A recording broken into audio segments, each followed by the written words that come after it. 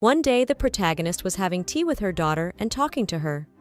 The girl suddenly told her that if she was to be reborn one day, she should live only for herself and do what she wanted to do. The woman didn't understand why her daughter was talking about such things.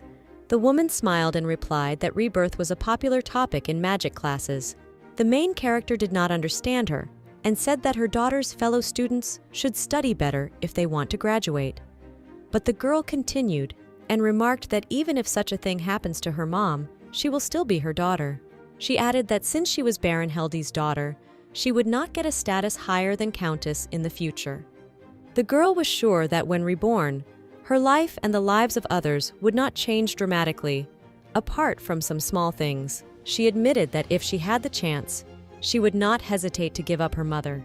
The woman looked at her daughter and asked about chances like this in life. The daughter reminded her mother that although she didn't have the most remarkable appearance, she was still a mage. The woman laughed and said that if she got a similar chance, she would not give birth to her daughter as she did not want to go through the agony again. The girl asked her mother to meet another man who would understand the paintings that her mother painted, not her father. This amused the woman, as she realized that her paintings were no better than her daughter's grades in magic. The daughter suddenly remembered that her mother had once told her that she had a first love, and then she asked her mom to confess her feelings to the man she fell in love with when she was young. Time has passed, and the protagonist has had an accident. Her carriage overturned. The servants ran out calling for help from passers-by.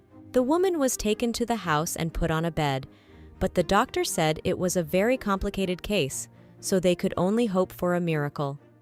The husband asked to reduce his wife's pain. At that moment, her daughter leaned over to her and reminded her of the words she had spoken recently at tea time. The woman fell asleep. When she woke up, she found herself in her parents' house. She couldn't believe this was her room where she lived with her nanny, so she wondered what she was doing in this room. She assumed the accident was a dream, but suddenly she was called by name and told it was time to get up. The girl's nanny came into the room and reminded her that it was Monday and time to go to class. This surprised Lady Riken, for she remembered that her nanny had died 6 years ago. The nanny anxiously asked her mistress how she was feeling, if she was sick. Riken said she was fine, but reminded the employee that she was dead. The woman didn't understand the humor and asked the girl if she was having a bad dream. The protagonist then ran to the mirror, looked at herself, and realized that she had gone back in time to the fall when she was still young. It was October when she turned 19. At the time, she was just finishing her degree and graduation from the academy was approaching. And after graduation, she married Harold Headley. The Viscountcy of Copeland was in its own special way beautiful and not an easy one. Though they had their own traditions, it did not create deep fame and history. The same could be said about the main character. She wasn't insanely beautiful, and she didn't possess any outstanding talents. Parents in her heart and friends valued her as a person, so she was betrothed to the eldest son of Baron Hadley. Harold was a good and honest man, so he lived a conscientious life. He saved money and loved their common daughter. And also his mother was proud of him. My mother-in-law thought that her son was perfect because he did not drink, did not gamble, and he did not have a mistress either. So his wife rolled like cheese and butter in her opinion. But Harold was not a perfect husband and was stingy with jewelry for their daughter's dress. The simple pleasures of life were not for him. Even at the wedding, Riken had to wear shoes without heels, as she and her fiancé were the same height. That life was boring and without much color, but something in it changed with the arrival of a small child. It was their daughter who was born with a talent for magic. And although it was a very controversial phenomenon, both mother and daughter were happy. At that moment, the woman realized that it wasn't all a dream, as the memories stayed with her and she remembered giving birth and raising her daughter. But now she was 19 again, and her body had not yet known a man, but no dream could be so detailed and vivid. And then she snapped out of her seat and ran to find her mother, all the while remembering her daughter's words that if she was reborn, she would have to live a life of pleasure.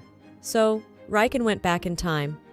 The nanny ran after her and asked her to stop because she wasn't wearing her robe. The main character was worried about the fact that she never told her mother that she loved her until after she died. It happened that the main character's mother went deaf after she turned 70, so the girl was always annoyed when she had to communicate with her parent. Eventually, she grew tired and learned sign language, but this led to more irritation. A similar scene happened the last time they saw each other. Now Riken ran to her mother and asked the maid where she was.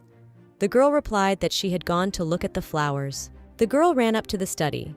She hadn't heard the maid's words about not being able to enter the study in just her pajamas. Riken flew practically into the study and saw her father there, who was very forcefully surprised. The girl looked at her father. She remembered him as a very strict man, but then she had gotten dementia. He aged quickly and started acting like a child, so over time it became very painful for her to look at him. The father pulled his daughter close to him and began to calm her down, asking about what had happened. Then he turned to his guest, Sir Sturmel, and asked him to wait a little while. The guest said he would wait. And then the girl realized that in front of her stood none other than the guy of her dreams, which confused her, as she had never been in such awkward situations before. There was no doubt about it. Standing by the window was Sturmel Raft.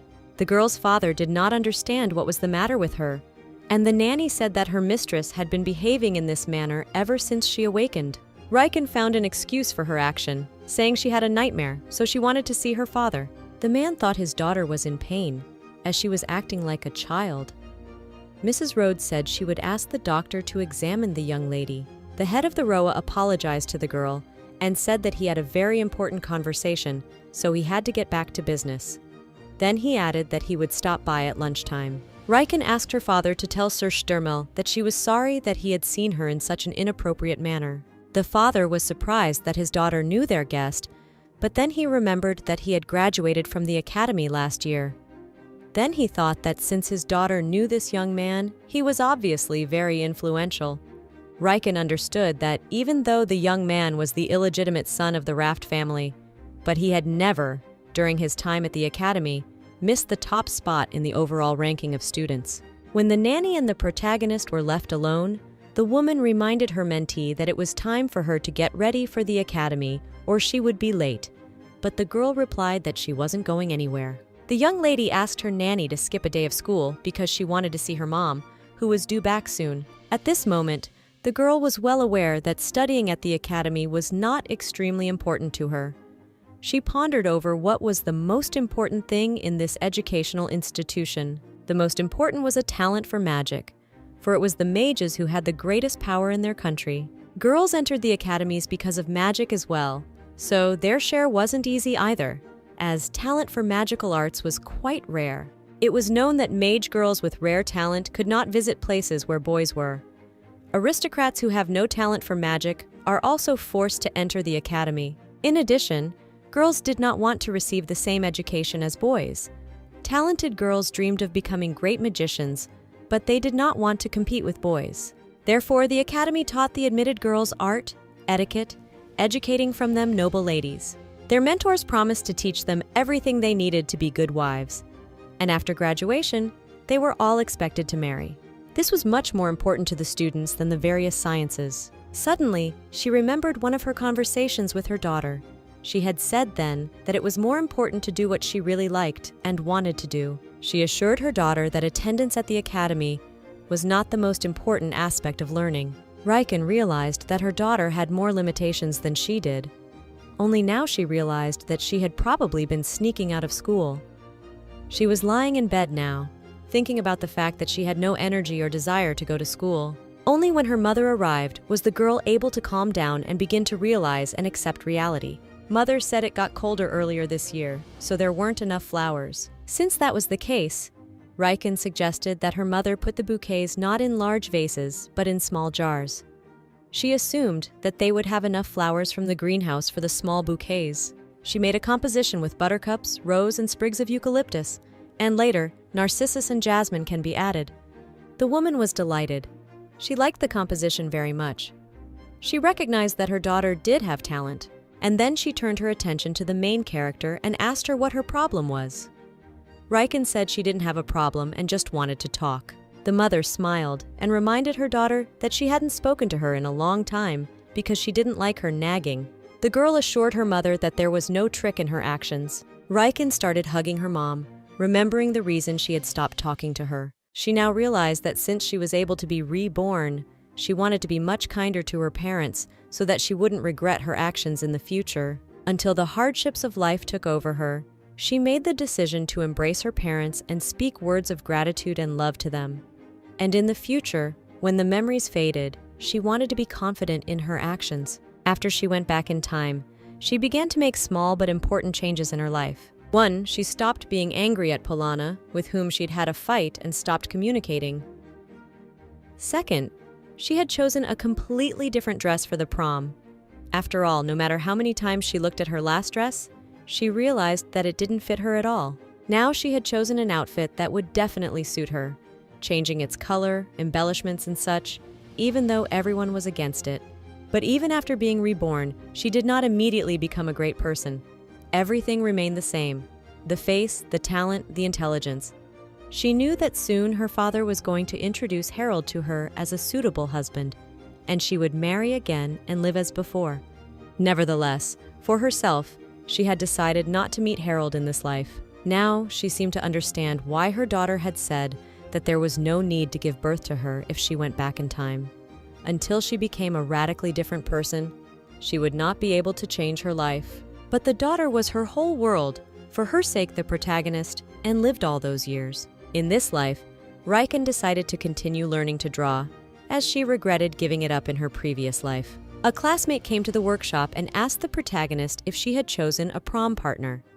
Riken replied that she was going to go with her father. A friend said she was going to go there with Lawrence.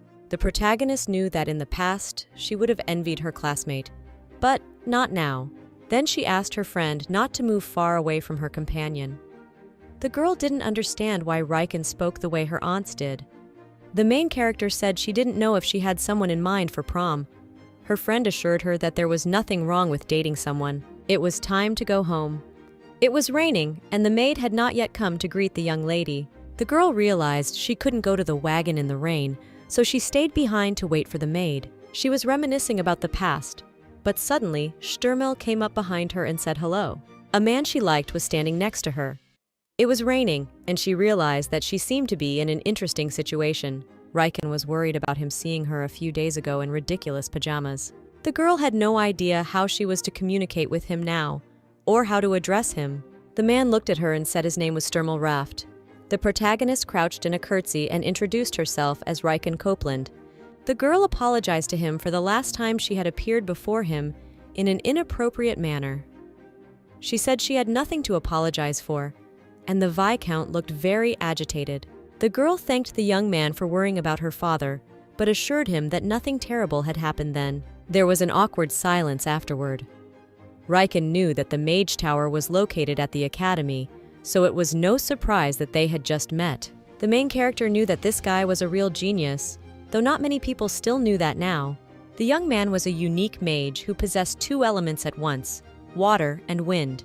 But they won't find out about that until 2 years later, and in the meantime, he'll be the illegitimate son of Sirianel, grandson of a marquis, but by no means an aristocrat. However, once the queen dies, the king will marry Sirianel and recognize a son who will officially take his father's surname. Since Stürmel was illegitimate, he will not be able to claim the throne, but the king will grant him the title of Duke of Sagna. Riken realized that this young man was beyond her, so she didn't count on anything, and he was her first love a long time ago. And although she had an interesting conversation with her daughter, she didn't think seriously about a relationship with him. The protagonist realized that this guy in front of her was very young and not like the Duke Sagna she knew and secretly admired. She remembered that she had always found him attractive, but one of the problems was that she was older than him. But as it was, right now her heart fluttered at the sight of him. Stürmel was just as she remembered him. He had a mild and calm demeanor, creating a cold atmosphere around him. The girl was so much immersed in her memories that she did not immediately realize what the young man was asking her. He wondered if she was standing there because she did not have an umbrella or for some other reason. It was so. After all, if she went out in the rain, her dress would get wet and ruined, so she waited for her maid to come. The young man continued to show interest. He asked her if she was cold standing there. Riken admitted that she was a little cold, but if she got cold at all, she would go into the workshop. Stürmel looked surprised, and the girl added that there was a painting circle workshop in the main building. But the girl did not quite understand him correctly.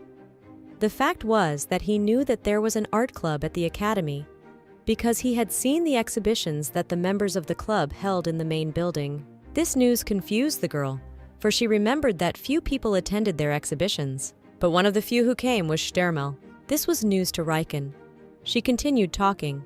In her opinion, there were few people in the academy who were into drawing.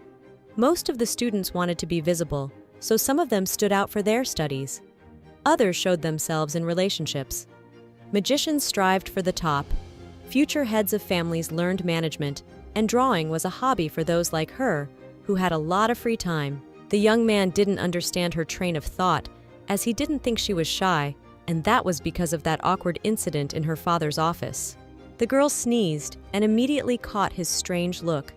He apologized for forgetting his manners and detaining her in such a place, and asked her permission to walk her to the carriage. Riken was surprised. She thought he was standing there with her because he didn't have an umbrella either. But that wasn't quite true, for he had begun to conjure and said that since he was a wind mage, he could easily control the weather on days like this. After the guy finished conjuring, he held out his hand to the girl in an inviting gesture, but she hesitated whether to accept the help or not, though she remembered him as a cold-blooded and calculating duke who wouldn't use magic to guide a stranger to the carriage. But now she was accepting his help as she thought her luck had smiled on her this time. They were walking on practically dry grass that Stermel had dried with magic, and then she smiled dazzlingly and said he was the one who was incredible. That confused the young man. The girl looked delighted, but in no way surprised, which the future duke said at once. Riken recognized that right now it felt like she was inside magic. The young man led the girl to the wagon from which Penny ran out. She apologized to her mistress for being late, but the lady had no intention of scolding the worker. The girl was getting into the carriage. She was excited to have a new memory with the future duke. At that moment, she remembered her daughter's words again, but she assured her that he would not reciprocate her feelings as he was a future duke and a great mage. But nevertheless, her heart was pounding frantically. Though the old world was not so easily broken, she still called out to Stermel, and he turned around. In order to change her fate and not regret anything, the girl decided to be brave and asked the young man to accompany her to the prom, if he had not yet promised anyone. This request discouraged the young man, and he did not know what to answer. And then he smiled and said that if Viscount Copeland gave his consent, he would be happy to escort her to the prom. This made the protagonist unspeakably happy. But the girl's mother did not share her joy. She did not understand where it is seen that someone like him accompanied her daughter to the ball, because he is illegitimate. Her mother did not understand what kind of caprice her daughter had, for she had always been a modest and timid girl who did not catch the eye in high society. Everyone knew that Stermel Raft was the illegitimate son of the Marquis of Raft, the product of her reckless behavior and a stain on the family's reputation. Even though the young man was born into a noble family, there was no way he could inherit a noble title no matter how great a mage he was. Riken understood that it would have been easier for the man to have been born into an ordinary rather than aristocratic family, and then his talents would have been more quickly recognized, but things happened as they happened. The whole world knew his name and face, so he didn't get to hide the secret of his origin and identity. Marquis Raft's family was the second after the royal family in their country, and 100 years ago, they had held the dominant position in an independent state. And now they had a completely different status compared to other families in the empire. But problems arose after Sir Stermel was born. The circumstances of his birth began to negatively affect his future marriage. He charmed many girls, but there were still no rumors of a wedding. Riken was worried about her mom's reaction to the news, so she asked her not to blame the young man, because she was the one who invited him to the prom. The mother did not understand her daughter, for up to this point she had always been accompanied by either her father or grandfather to such events. Riken was sure that Sir Stermel could not be interested in her. The girl was sure the man had done her a favor. Riken looked at her mother and told her that she wasn't asking for her permission to get married. She was asking for her permission to go to prom with this guy. Nothing more. The mother and daughter hugged each other. The woman was surprised that her daughter was behaving like an adult. Lady Copeland realized that most likely her girl wanted to remember her prom and she would probably be bored going there accompanied by family members. Riken wondered if her mother had wanted to remember her prom. The woman admitted that she remembered the event because she went there with her daughter's father. Riken considered her mother and father lucky, but the truth was that her mother disobeyed her father at the time. The girl dreamed that Harold would be like her parents, as those were an example of a strong and happy family. In her own family life, there was nothing like that. There were no feelings or emotions between them. It wasn't just the man who was the problem, but she hoped she would be happier this time, since she already knew Harold well. Riken decided to forget about Harold for a while and enjoy every day of her new life. The girl was alone in the room, and Penny came up to her. The lady asked her not to worry, as she did not take Sir Sturmel seriously and just wanted to go to the ball with him. The maid had no idea her mistress was so bold, but Riken insisted it was only a ball and nothing more. Penny admitted that she was very much surprised to see the man and her mistress together, for the young man had used an obscene amount of magic to keep her dress from getting wet in the rain. The maid did not understand why her mistress was so pessimistic, for if she did not like the man, he would not agree to go to the ball with her. Riken asked the maid not to tell anyone about their conversation, as she didn't plan to meet him after the ball. As the high society was very fond of gossip, Penny rejoiced, for she longed to see her mistress happy. What happened in the past was that the maid suddenly quit her job and married a man 8 years older than her because she became pregnant. Riken asked Penny to let her know if she had a lover. Penny said she didn't have anyone, and mistress said to tell her if she had any problems because she cared a lot about her and wanted to help. After this conversation, the girl sat down to write a letter to Sir Sturmel. She began by thanking him for the honor of accompanying her to the ball. Then she added that her mom had given her permission to go to prom with him. She also added that she was looking forward to his visit and promised to prepare warm tea. The first thing that caught the young man's eye was that the girl had put flower petals in the envelope in addition to the letter. He began to conjure and soon realized it was lavender petals. At this moment, a servant came to him, who was very much surprised, for it was a letter from a girl. The guy thought his master was completely drowsy and didn't realize that only unmarried young girls wrote such letters. The servant continued his thought. He thought that his master was not at all interested in the girls and did not distinguish their faces except for their mother and cousin. Sturmel began to deny it, but the assistant insisted on his own, because in his opinion, his master had broken more than one woman's heart by his refusal. It turns out that the young man was not impressed by the Earl of Melon's heiress, Earl Wayne's daughter, who was a recognized beauty. The man admitted that he didn't pretend that he didn't know the Earl of Wayne's heiress. He knew what she looked like, but he had no idea what kind of person she was. The only thing he knew for sure was that she was crazy about him. The assistant reminded the master that last time, because of another rejection, someone started claiming that he had a cold heart since he was a water mage. The boy was prying. He wondered from whom Sturmel had gotten the letter, but he didn't want to admit it. But then he confessed that he had arranged to escort Viscount Copeland's daughter to the prom. The young man looked at the letter again. He realized that the girl who had written it was only 19 years old, but there was a sense of adulthood in every line, which was written to the point and nothing superfluous. He supposed that maybe she liked him, but she didn't show it in any way. The assistant did not understand what was happening to his master, whether he had changed his taste, for Lady Copeland was too simple and unassuming for him. Sturmel said he would keep the girl company only once for the ball, and that was all. But the servant had no fewer questions. The young man claimed that he simply could not refuse the lady who had the courage to ask him to the ball. And then the boy, Gerald, assumed that Lady Copeland liked the boss, for which he fell into disfavor, because he loaded him with work and demanded reports on previous assignments right now. Meanwhile, Riken stayed up all night from worry, as she didn't want to hit the dirt. A maid flew into her room with a red fish, for Baroness Belita had told her that the fish would have an immediate positive effect. Although Riken was grateful for Penny's concern, she did not put the fish to her face and asked the maid to bring her better honey. But looking at herself in the mirror, she realized that even without the honey, she didn't have a single wrinkle on her face.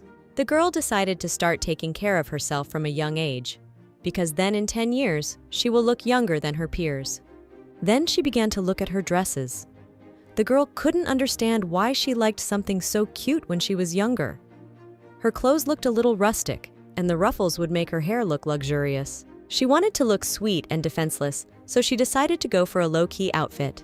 The maid came back with honey. Riken gave the dress to the maid and asked her to quickly remove the lace from the collar. Afterward, She asked the maid to borrow a handkerchief from her mother to cover her shoulders, and then asked for help applying honey to her face. And so Riken began mixing the ingredients of the face mask.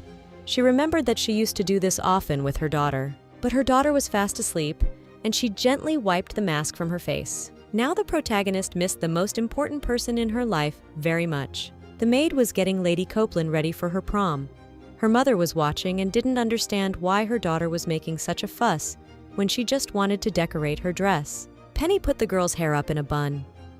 Her mother noted that although the hairstyle was a little old-fashioned, it suited her daughter, and in her time, she had often done it herself. And then she went over and gathered the handkerchief around her daughter's bodice with a ring her husband had given her just before their wedding. Riken was grateful to her mother and promised that she would pass the ring on to her daughter.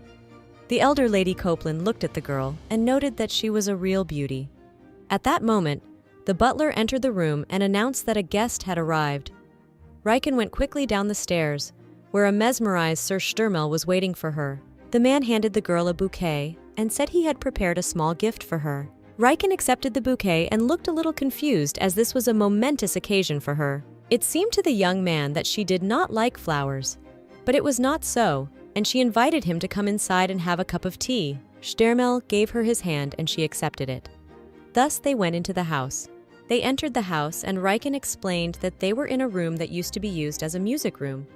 But now no one in their family plays musical instruments, so it is used for small tea ceremonies. Besides, if you opened all the windows, you could see the garden, and since the day was hot, the girl thought it would be appropriate to spend time here. The young man noticed that there were ginkgo trees growing in the garden, and Riken said her mother had planted them. The girl admitted that they don't have a particularly large and unique garden, but there are many trees whose leaves fall differently than most others, so the foliage looks very romantic.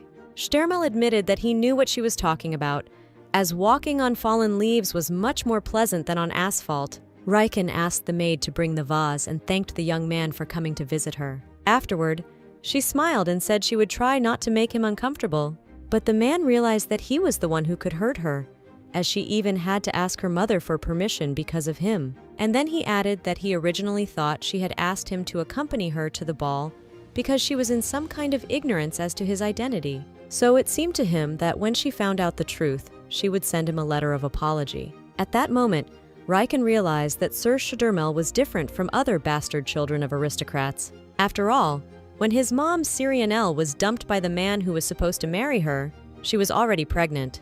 And then began the gossip about what had happened to the Marquis's daughter.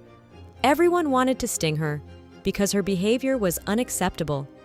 Everyone was pointing fingers at her for having a child out of wedlock. Riken, on the other hand, assured the young man that he and his mother had no reason to worry about her and her intentions. He was surprised and took the cup to hide his embarrassment. He realized that not many people stayed around him out of good faith. The girl was now already embarrassed, as her motives were quite different and the guy didn't understand them. The maid brought a vase, and Riken asked Sturmel why he had bought asters and not other flowers. After all, they weren't often used for bouquets. The young man said they caught his eye and thought the bouquet was not to the girl's liking, but she admitted that she liked such flowers better than roses or lilies. She said she would put them in her room as they would perfectly decorate the furnishings there. The girl said that later she would pour water into the vase, and the man clarified what kind of water she needed, whether she should add something else. She thought about it and added that she should add some sugar. Using Vodi magic, the young man conjured water and sugar and moved the bouquet into the vase. Riken was surprised, for the sounds of her daughter's spells sounded like a xylophone, but her lover's sounded different.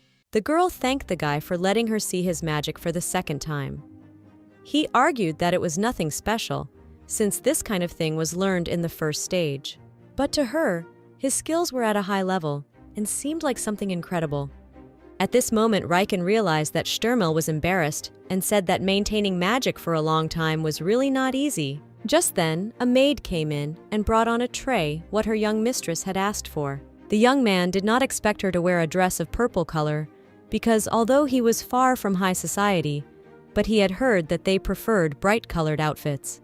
Lady Copeland admitted that the color red doesn't really suit her, so she decided to wear what suits her, not what's trendy. Then she held out a small gift to the young man as a thank you. Riken was sure that there would be no problem, since the young man had prepared a suit of delicate colors for the occasion.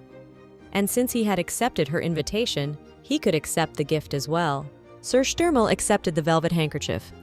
He realized he should have stopped there, but he couldn't.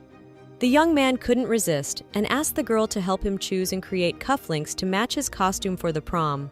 The problem was that he only had cufflinks to his suit for every day, because he didn't often appear in public, and he hadn't had an occasion to wear a tailcoat before. Sturmel realized that if she wore cufflinks that were too plain, they wouldn't match her outfit and it would be out of etiquette. Riken, however, realized that in this way he was suggesting that she meet again. Because of her silence, the young man assumed that she didn't want to cross paths with him unnecessarily, but she was happy to receive such an offer from him. So the young man left, and Riken asked the maid to leave her alone with her thoughts, as she had some things to think about. The protagonist looked at the bouquet of flowers and reflected on the fact that she had agreed to meet with Sturmel one more time. The girl realized that she had managed to survive this meeting, but what she should do next time was still a question, and it was hard to call their communication a strong progress. To top it all off, she was worried about what she should do with Harold. And on the other hand, she reassured herself that nothing had happened and this would just be another friendly meeting before the ball. And now, the day of the new meeting has come. But before that, the protagonist met with her friend, who was overwhelmed with emotions about the fact that she found out that Riken goes to the prom with Sir Sturmel, and in addition they have a date today. Even though Riken had asked Mariella to keep her voice down, she couldn't contain her impulses. The girl wouldn't shut up. She couldn't believe what she was hearing, because Riken was saying it, so it sounded very unbelievable. Lady Copeland had indeed not long ago agreed to marry whomever her father chose for her, and today she was making all this trouble. However, Riken assured her friend that it wasn't a date, and they were just going to buy him cufflinks for the banquet, which was exactly what Mariella thought a date was. The girlfriend hoped Riken wouldn't go shopping alone with Sturmel. She didn't believe the girl's mother could allow them to be alone together. Lady Copeland said that they would be accompanied by Mrs. Rod, and her friend asked her if she thought the young man liked her. This seemed impossible to Riken, since they had only seen each other twice. Mariella said that maybe Sturmel had agreed to accompany her friend because he was friends with her father, but today's meeting didn't fit into that scenario. The girl was sure that the atmosphere between Riken and Sturmel wasn't so bad when they were alone together. Lady Copeland realized that this was true, but the trouble was that 2 months after graduation, she would meet Harold, and she owed it to herself to meet her daughter again in the future. At this moment, Polana came up to the girls and asked what they were secretly talking about. Mariella told her what was what, and then their conversation was heard by the Earl of Wen's daughter, who approached the girls, accompanied by her friends. Lady Wayne used to like Riken a lot, as she thought she was a beautiful and mature girl. But now she was beginning to realize that it was only a screen. Riken had noticed that even though they were the same age, they hadn't really bonded before, but she was glad they'd gotten a chance to talk today. Lady Wayne insisted that Riken tell her what she had been talking to her friends about, and she decided to tell the truth, that she was going to the prom with Sir Sturmel. There were different rumors among the girls of the academy, but it was known for sure that Sturmel refused and ignored everyone. Lady Wayne was one of those girls, but nevertheless, she asked Riken to keep a low profile so that their idol's favor would not go to waste. As soon as Lady Wayne left, Polana spotted a bird of water in the sky not far from them. It was magic, and Sir Sturmel began to speak to the girl through it. The man wasn't surprised at what she knew about magic, and the girl added that she only knew basic things, but had never seen anything outstanding, like she did now. Riken added that he's an amazing magician. The young man thanked her for the compliment and asked if she was out of class. She informed him that she was about to leave the academy. Lady Copeland suggested that he meet him near the main entrance, but he said he would walk up to her building, as it would be impolite of him to make her walk much. The girl's friends had been following her conversation with Sturmel. They thought it was all very exciting, even though she said they were going to buy him just cufflinks, and then she went away remembering Lady Wayne. Riken walked down the corridor and realized that she had indirectly but annoyed Lady Wayne. She was afraid there might be trouble. Suddenly she felt a strong pain in her foot and thought she had put on those uncomfortable shoes for nothing. The heel of these shoes was high and thin, and it was difficult to walk in them unaccompanied, so she hadn't worn them before. Now she regretted her stubbornness and childish behavior. At that moment, she was called by Sir Sturmel, who was hurrying towards her. The first thing he offered to do was to carry her books, but the girl claimed she had no trouble doing it herself. But the young man would not listen to her and began to take the heaviest books. He said that although they looked thin, they were heavy together, so it would be better if he carried them himself. Sturmel noted that the maid had not come for her again, as she had the first time they had met at this very spot. The boys around them whispered, and the girls were jealous. It was like this. Her nanny was supposed to come for her today, but there were too many people here now, and she was most likely waiting for her in the carriage. Since that was the case, Sturmel motioned for Lady Copeland to proceed to the carriage. Now they were walking together, and her heart was pounding frantically. She remembered the emotions she had felt when she married. She had been excited then too, but not because of love, but because of their future together with Harold. Next to Sturmel, she could walk freely in heels, as he was tall enough as it was, rather than having to adjust to him. Riken realized that she was partly being a fool, because she had no idea what she would do if she really loved him. The man noticed that his date was too quiet, so he asked her to tell him right away if she didn't like something. But she was fine with it. It was just her first date. And so they reached the carriage, where Miss Rode was waiting for them, who, though she tried to feign friendliness, was not very good at it. As they rode in the carriage, there was an oppressive atmosphere in it. No one interrupted the silence. Nevertheless, Riken soon inquired where they were going, but the man smiled and said it would be a secret. The girl had no idea where they might be going, as it was definitely not the road to the jewelry store. They arrived. The coachman opened the doors for Sturmel and informed him that he had brought them to the address indicated. The man then helped the girl out of the carriage, for which she thanked him. The first thing Riken smelled was the smell of paint, which let her know that they had arrived at Inzola Street. Lady Copeland was surprised, as they were on their way to pick out his cufflinks. But he told her that they had come here because he remembered that she was fond of drawing. The young man suggested she walk a bit, as there was a great artist store down the street. But if she couldn't go, they could choose another place. But Riken didn't want to change anything, as she had always dreamed of visiting this place. It was a special place that she dreamed about in her dreams. It was a paradise for artists, so craftsmen from all over the continent came here to get the materials they needed. Sturmel could not believe that the girl had never been here. She confessed that the butler bought everything she needed for painting, as she could not visit such places alone. The young man offered her something to pick out for herself, since they had come here after all. The man could see that his companion liked his idea, but he also realized that he needed to ask permission in advance about where he could and could not go, and looked forward to the new meeting as a matter of course. At that moment, Riken noticed that Sturmel was smiling and asked him what it was about. His answer was simple. He was glad to be here with her, because he realized that the girl had the ability to make people around her feel comfortable. They arrived at the shop and were greeted by the owner, named Kartal.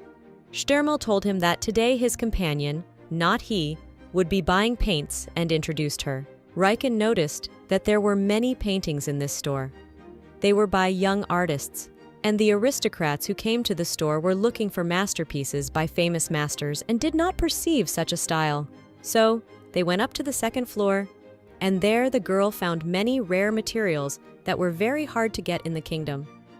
She also heard for the first time that the Kingdom of Frozen made pencils. But that wasn't quite true, and Kartal told her in confidence that they called frozen pencils the wooden pencils from the principality. Sturmel was pleased that Riken was enjoying everything, and her nanny, watching all this, did not look happy, as she did not expect her mistress to be interested in this man. The woman didn't understand why Riken's parents allowed her to date him.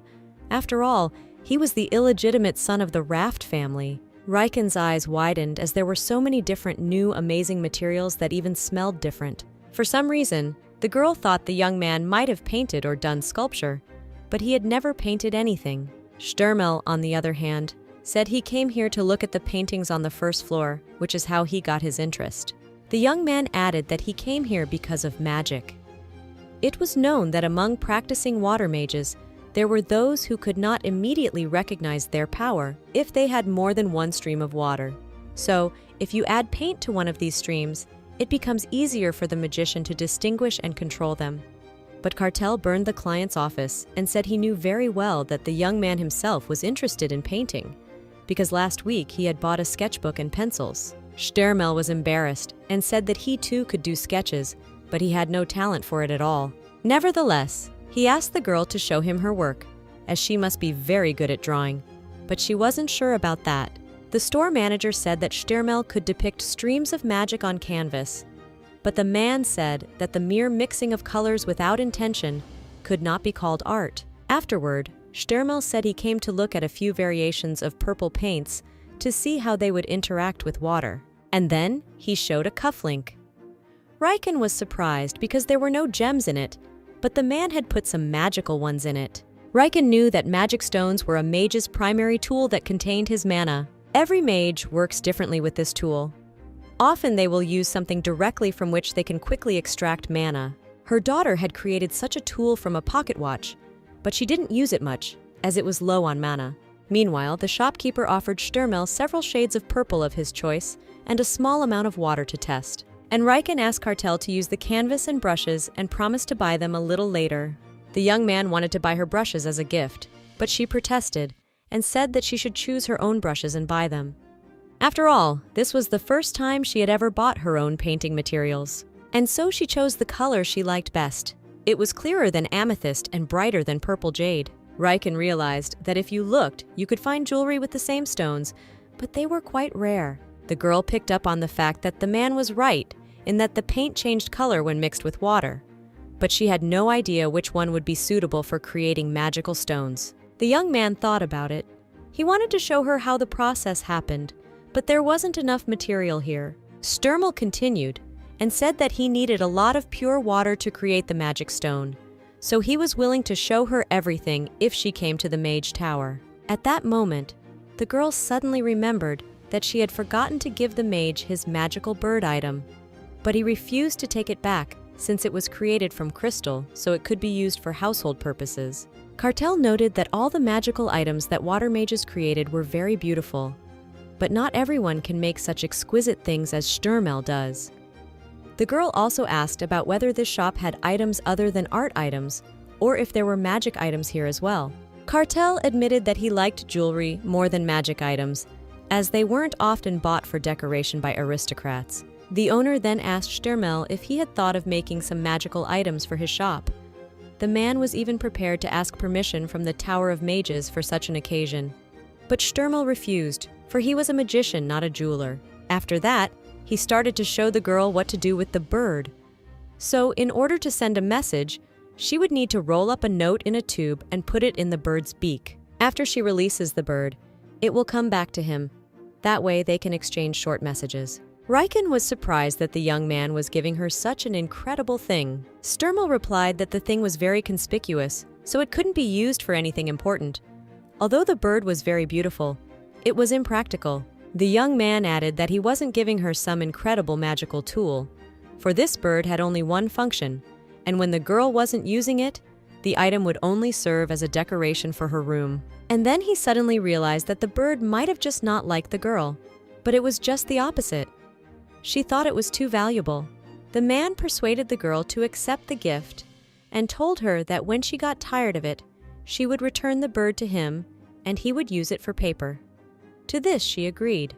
Once the couple was done with their shopping, Castell advised them to go to the Mythe Andor showcase. But Stermel was worried that they had to walk there, which might tire Riken and not please Miss Rod. But Nanny said it was all right if they walked a little. But the shopkeeper began to persuade the nanny to stay with him and have a cup of overseas tea while the couple took a walk. Miss Rode resisted at first, but then agreed to have tea, but warned Riken that if she was not back in an hour, she would go looking for her. Riken and Stermel went to the exhibition. The young man agreed with the lady that the shopkeeper knew how to ingratiate himself with other people and was like a friend who knows better what you need. It was the first time Riken was genuinely excited about something. She was having a lot of fun walking down Artist Street. Here, the girl found the works of young masters who had no name yet, and she liked them better than the works of famous masters, which could always be seen in any aristocrat's house or gallery. And on one of the paintings in the album, she saw Rodrigo's signature and thought that this must be the artist from the future. He would be the one who would become a world-renowned artist 20 years later. Unfortunately, his fame came after his death, and all his works were instantly sold out, and in the future they became very expensive and impossible to find, and now this painting was sold here and there where no one willing to buy it. But the seller would not even attempt to sell it.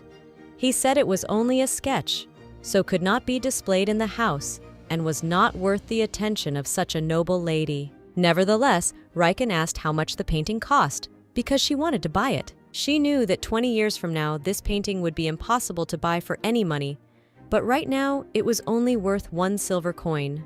The problem was that she didn't have any money with her, but Stermel offered to buy it for her as a souvenir. He suggested she think of the gesture as a gift to the lady, which meant her mom wouldn't be mad. Riken realized that the price for the painting was very low, so she asked Stermel to pay 2 silver coins for it. But the man thought that even this money would not be enough for a gift for her. They paid the silver coins and asked the salesman to divide the money equally between him and the artist. The man was sure that the artist would be very happy about it. And she also asked that the artist be asked to come to visit her at Viscount Kaplan's house. The salesman was very surprised, and the girl asked that when the painter arrived, he should tell the butler that he had come to see Riken Copeland and be taken to her. If he came, he would receive a cash reward from her. The man bowed and said that Rodrigo would be very much welcome. The seller ran to meet the artist, and Stermel asked her if she would sponsor the author of the painting. Riken walked on and realized that Rodrigo would definitely become successful in time. She was sad that he would not see his success in his lifetime and would live in poverty all his life. The girl realized that she might not be able to fully sponsor the artist, but she would help him cover the cost of materials. Stermel looked at her and said that if she made that decision, it would be a real blessing from heaven for the artist. At this point, the young man added that they had no time left to go to the Rosenthal Gallery. Riken was sure that if it was like Cartel said, there would be works by notable masters, but they would still have time to go to the exhibition next week. She also confessed that what people usually called masterpiece, she didn't particularly like, because they were too noble and outstanding. In this, Stermel was in solidarity with her. He too disliked the robots that most people called art, so the girl asked her companion which painting he liked best of the ones he had seen. Stermel thought about it and said his favorite painting was untitled and amateurish. He also admitted that he was into art not too long ago. At this point, Riken felt pain in her leg. But when the man asked her if her legs were tired, she said they were not. But he could see perfectly well that she was tired, so he offered her a rest at a sidewalk cafe. Riken, however, was against it, as Nanny was waiting for them in the shop, and the weather was beginning to turn bad. The young man assured the girl that she shouldn't worry about the weather, as long as he was by her side. Stermel realized that Miss Rode would probably scold him for being late, but he couldn't let her go any further, knowing that her feet hurt badly. The young man sat her down at a table and said he would buy her a cup of coffee and bring it to her. Riken took off her shoes. She realized that if she rested a little, she could probably find the strength to walk to Cartel's shop, and from there, it wasn't far to the wagon. At this moment, sitting in this cafe, the girl was happy as she became one with all the people from this magical street. And then Stermel came up to her and said that since it was getting colder, he had borrowed a cape for her. The young man sat down as well and said that he had ordered specialty coffee, but it had to wait a bit. Riken replied that there was nothing wrong with that, and she would wait, as she wasn't particularly thirsty. The girl confessed that they in the house mostly drink tea and not often coffee, because she heard somewhere that coffee is bad for health. Stermel, on the other hand, said that in the Mage Tower, it's a pretty popular drink, and he uses it often. After all, many people can't wake up properly without this beverage. So the tower host fairy takes a kettle, brews coffee, and pours it for everyone in the room. Suddenly, Riken remembered that his daughter also drank coffee all the time, and then could stay up all night and was full of energy. Afterward, the girl said she was a little tired, so Stermel suggested that she have some coffee and go back to Miss Rhodes' shop. The waiter brought a cup of coffee with a heart drawn on it. Stermel said it was drawn with a stiletto. Riken, on the other hand, was reminiscing. Her daughter also loved coffee. She had even prepared a machine at home to brew it herself, and later taught the servants to do the same. Riken was thinking too hard, so she didn't notice the young man addressing her, so she apologized to him for not paying attention. They sat and looked at each other, And then he said that sometimes he felt like she was looking through him to somewhere far away. Riken lowered her eyes.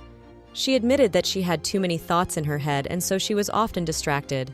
The young man admitted that wasn't what he meant, and then noted that she was a little cold, and he also wanted her to focus more on him.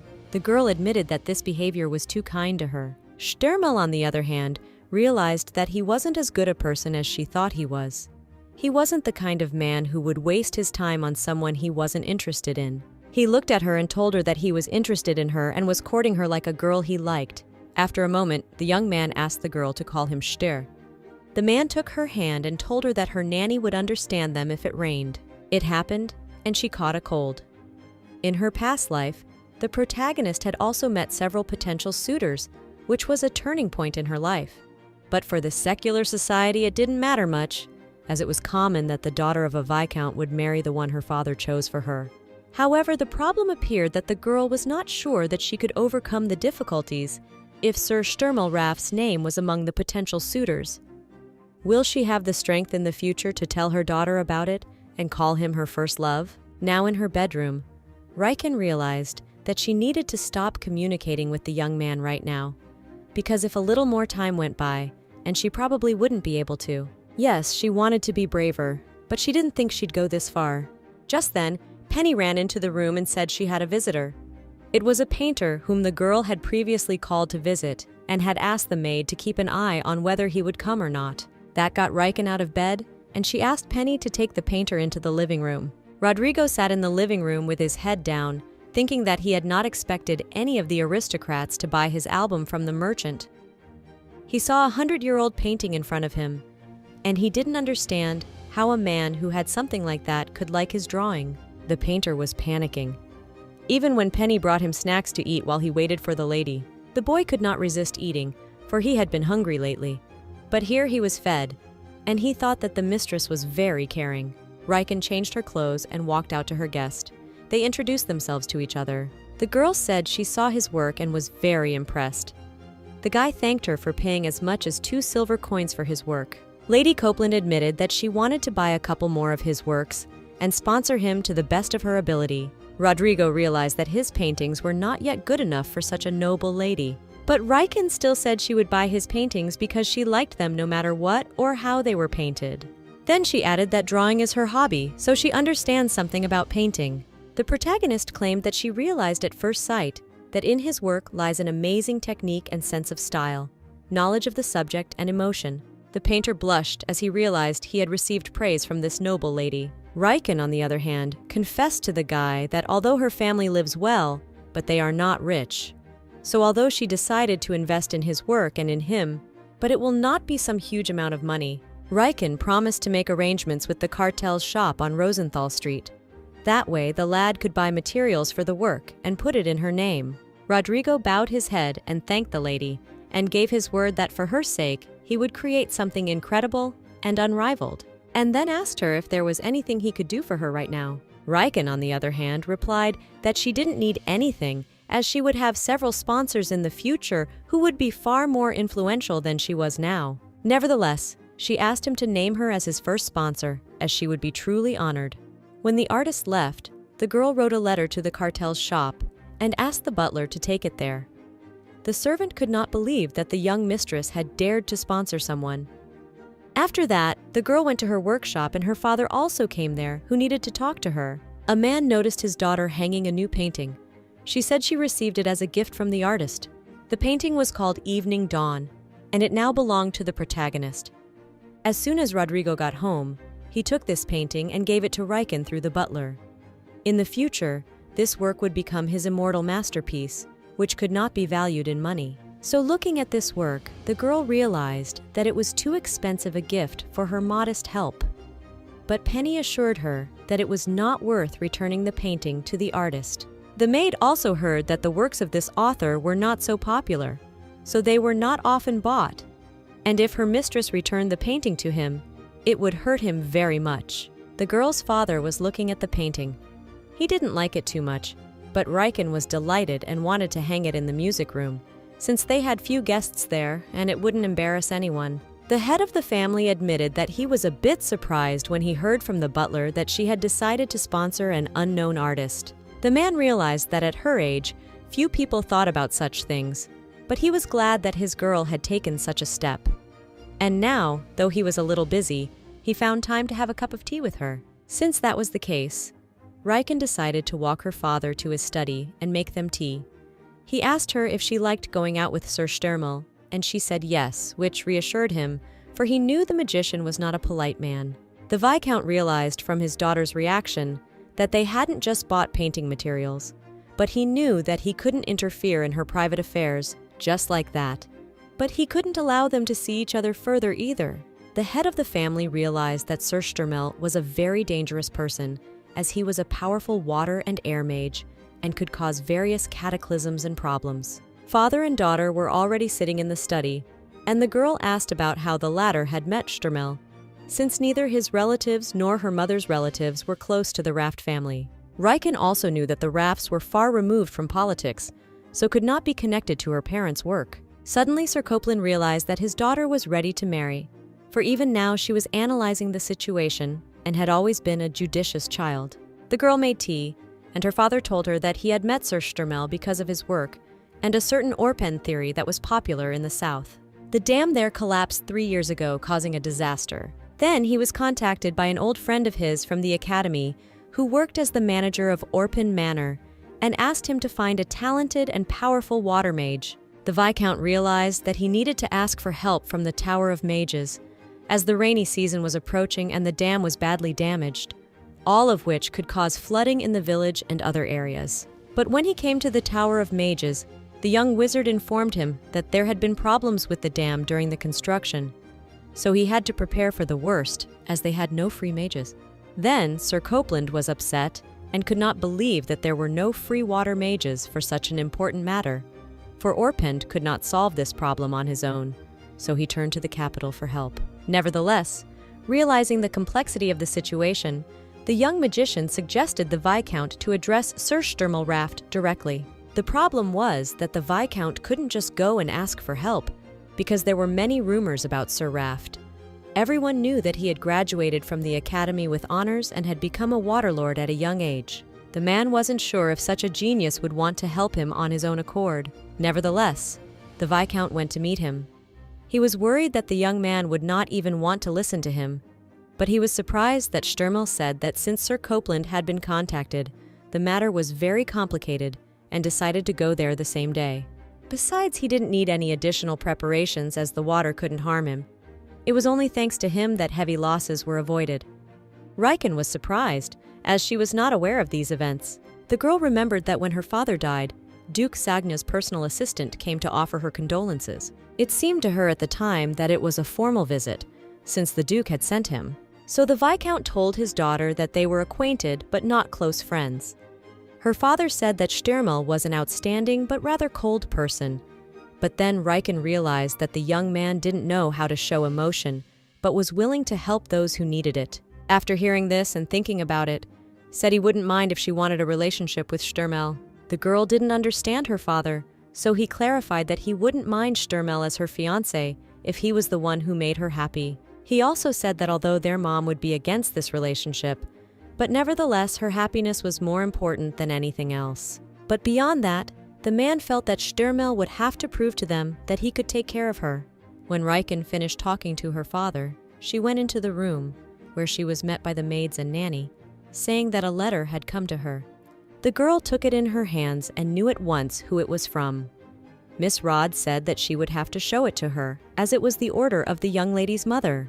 Lady Copeland was hesitant to do it, but Nanny said it was all for her good. So Riken opened the envelope and flower petals flew from it. The man wrote that he was worried about her health, since they had been caught in the rain yesterday. He also said that he would be sorry if their meeting and the trip to the Tower of Mages were postponed. The young man remembered his promise to show her the method and process of creating magical tools, so he sent her an invitation to the Mage Tower. The flower petals were his answer to the lavender petals she had sent him last time, ended the letter with his signature, and saying he would look forward to seeing you. Miss Rode read the letter and realized there was nothing there to pick on. The nanny reminded the young mistress that she needed to get permission to visit the Mage Tower from her mother, Realizing that the lady was going on a date, Penny said she would give her a massage to make her look great. The maid also promised to wash the lady with rose petal water and make her a cucumber mask with honey after the treatment. And Riken realized that the maid wanted to do the same. And then the mistress suggested that her maid had fallen in love. Penny didn't want to tell yet, and Riken assumed that the girl was afraid she would separate them, but she still insisted that the maid tell the man. Penny replied that her lover was an ordinary man. Plus, he sold fruits and vegetables on the streets of Olendo and also brought them to their home. Riken had hoped that events would not repeat themselves, but it turned out not to be the case, as Penny met the very man who was older than her and who would become her husband and the father of her child. So, Riken remembered that the year she married Harold, that and Penny had gotten engaged unexpectedly, quit her job, and left the capital. It wasn't until 20 years later that Riken learned information about Penny from her elderly nanny. But to find out if Pina is happy with her husband and where they live, she never managed to find out. But Riken was certain that her maid didn't want to quit her job. The lady realized that Penny was going to marry the man she had now started dating. The thought occurred to her that perhaps she should have prevented them from building a relationship. The maid didn't understand why her mistress had a change in her face. She thought it was because of the age difference between her and her lover. But that wasn't the point, though the protagonist continued to worry about her maid's life. Riken remembered that Penny had been introduced to the man by the head maid, so she decided to check out what kind of person that man was. But she also realized that he must have had a successful business.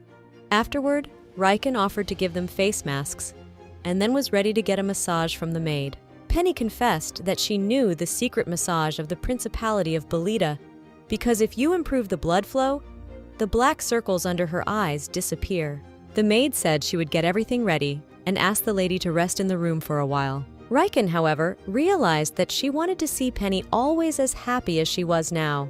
The protagonist has decided to help her maid in any way she can until she is still married. I also wanted to find out information about what a maid's beau is. After all, Riken wanted to know how her maid would live when she married and left with her husband. So Penny came back into Mistress's room and said that she would give her a facial massage now. The maid said she would apply a little pressure to her body, so if she was in pain, she would have to tell her so. Riken's face was many times fresher after the massage, which boosted her mood. Encouraged by her success, Penny offered to tidy up her mistress's hair, for she had heard of a good remedy from the servants. Riken didn't understand what was wrong with her hair, since she had brushed it and tied it up. Penny said she should have put some fragrant oil on her hair before brushing it, like roses for the van. Penny continued and said that the oil should have been applied to the ends of her hair, and only then should she start brushing it. If she did that all the time, her hair would be long and beautiful, and when she walked past someone, people would smell the scent of roses. On one hand, Riken didn't want to do it, but when she looked at Penny, she remembered her daughter and wanted to do what the girl suggested. Night had fallen. Riken was alone in the room, clutching Sir Sturmel's letters to her breast, smelling the fragrance of the flowers that came from him. Suddenly, she thought that perhaps the young man had always been so considerate of those close to him. Riken remembered that the Duke from the future never caused other people problems, so no one spoke ill of his relationship with his wife, but neither did they talk about how well they were doing. It was often said behind his wife's back that she never could get a man to love her. Others said that Sturmel didn't like women at all. All that was clear was that the man was not getting close to any girl. Yes, he respected his wife and was always courteous to her, but they were cold to each other. It was a typical marriage of convenience, so it seemed to the girl that he would not be so kind to her, for she knew of his character from the past. Now she knew she had to answer the letter and not keep him waiting long. And so the younger magician brought Sir Sturmel a letter from Viscount Copeland. He also had an uninvited guest come to him. So it was one of the aristocrats. He apologized for barging into the Mage Tower so suddenly. Although Sturmel offered tea to him, he was not obviously happy to meet him. But the man wanted to discuss some important business with the mage. The person who came said that he had received orders from the Emperor and had come to give him something. It was a gift from the Emperor, a beautiful magical blue stone. It was a brooch encrusted with a very rare and expensive blue diamond that is hard to find and impossible to buy. The man was certain that not even the aristocrats of their kingdom had seen such a beautiful piece of jewelry. Sturmel was not interested in this story, so he asked why the Emperor had given him such a gift. The comer said that it was not just done for nothing, and the king had thought it over beforehand. The guest claimed it was a show of concern. This angered the mage, for he did not believe that a man who had not recognized him or remembered him for many years decided to show care. The mage was very angry, as his father had never once visited him while he was growing up. The messenger began to lose his confidence, but tried to prove that the king was pleased to see what heights and successes his son had achieved. The young man was aware that his father would never have come to him if he had not become Lord of the Tower of Mages. Sturmel did not accept the gift and asked for it to be returned back to the emperor. He stood up and headed for the exit. A new day came, and after getting permission from her mother, Riken was already standing outside the mage tower. The girl had come to this place before in the future, but the occasion was a tour that was held for the parents and children of the mages. After Sir Sturmel's unexpected confession, she saw him today for the first time. The girl was so thoughtful that she did not immediately notice when Shuttermel and his assistant approached her and the nursemaid. The magicians greeted them and said that they would be shown and told everything here. The Lord's apprentice introduced himself as the water mage Gerald Maximo. The mage wanted to kiss the girl's hand and repeated that he was glad to finally see the one that made his mentor's heart beat harder, and added that he didn't have enough words to describe her beauty. But Sturmel stopped the boy from touching Riken's hand with his lips and conjured a water bubble on his head. The student got rid of the bubble pretty quickly, but Sturmel went on to say that in the presence of noble ladies, a man should behave in a respectful manner. They went to the garden where Sturmel prepared everything necessary to create a magic tool. But before starting the process of creating the item, he decided to show the girl the Tower of Mages. Meanwhile, Gerald asked Miss Rode to escort her. The woman agreed. The tower building was built with spatial magic, so it seemed taller than it actually was. But ordinary people could easily get lost here. Besides, if someone was a mage, but without a special invitation, he couldn't get into the middle. So guests were very rare here. Suddenly, a ladder of air appeared out of nowhere. Riken was a little frightened, but Sturmel said that as long as he was near her, she was safe. They began to walk slowly up the stairs to the mage tower. At that moment, Riken noticed that there was no one else there but them. It was true, because they were the only ones in that space, and so each mage had his own way of getting into the building. As of today, there were 420 offices in the tower. Each one was quite large, so they wouldn't be able to enter every single one of them today. To avoid confusion and use time efficiently, Sturmel often either wrote down the exact coordinates of the desired office, used spatial magic, or used magic circles. Hearing this, Riken asked if it wouldn't be easier to use one of the named methods to move. Sturmel slumped his shoulders and said he hadn't thought of that. Then the girl noticed that she couldn't see Gerald and Miss Rode. The mage said she needn't worry about the nanny, for his apprentice was beside her. But then Sturmel got a message from an apprentice, and the apprentice was saying there had been some kind of mistake, to which the mentor told him to bring Miss Rode to his office safely at all costs. Riken began to worry, but the young man replied that nothing terrible had happened, and her nanny and his apprentice had somehow gotten into a room called the Boundless Mirrors of Light. That space was often used by mages of light or darkness to practice their skills. But that wasn't the problem. It would take a normal person about 2 hours to get out of there. Besides, since it was a practice room, the other mages didn't know much about it, and Gerald was a water mage, not a light or dark mage. Riken realized that her nanny would be in that room for 2 hours. It was, and Sturmel realized that for the tour of the mage tower, that room was the best option. The young man thought to himself that his apprentice had been studying in the Tower of Mages for 4 years, and he could not make such a mistake by accident. The man realized that the guy did it intentionally, justifying his act by caring for him. Riken smiled. She knew that her nanny was very strict and often nagged, but when something like this happened, she would turn a blind eye and pretend it hadn't happened. But Sturmel didn't want to ruin the babysitter's opinion of himself, so he decided to do everything in his power to make sure she had a good time. And afterward, he admitted that he was even a little glad that things had worked out this way. So, they were going up further, and the young man suddenly remembered that he had heard that she had started sponsoring an unknown artist, and then asked if he understood correctly that this was the artist whose painting they had bought on their last outing. It was so. The girl confessed that she was mesmerized by the beauty of his work and was a little offended that others didn't notice it and didn't recognize his talent. She especially liked the painting Rodrigo gave her the next day. The artist's work was characterized by intense colors, dynamic strokes. It seemed that he put into his work the feelings of the person looking at it. And then, Riken remembered that Stermel also liked a particular painting by an amateur artist. That was true, but that painting was not in Stermel's possession, for he was told it was not for sale. And then he said that she took an art class, so she may have seen the painting he was talking about. He had seen his favorite painting last year at their art club show, as he happened to glance over there while he was waiting for the meeting to start. It was a painting of blue flowers, though on the other hand, he knew he had probably misidentified the color, and the flowers were most likely purple.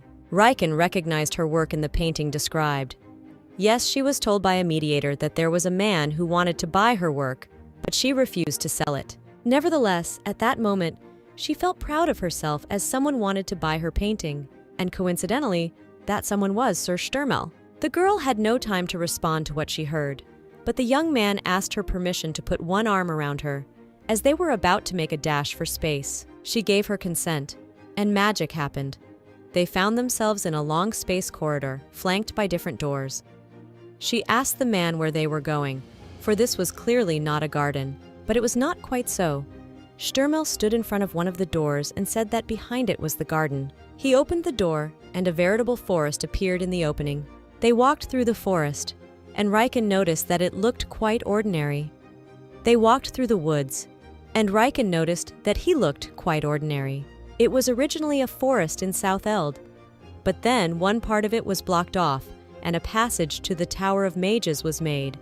The first mages of the Tower Land are in charge of it. Riken looked happy as it was very beautiful in this forest. The young man admired it and confirmed that it was indeed very beautiful here. They came to the lake, and Stermel explained that they would create the magic tool here, as it needed a lot of clean water. He explained that the boomerang effect was easiest to control here, but that there were too many people in the city, and the water needed to be spared. He then tossed a tube of purple paint into the air and cut it with a water spell. Then he cast a second spell, and Riken saw the water in the lake rise above her head in a flash. She even thought it was too much water for one tube of paint.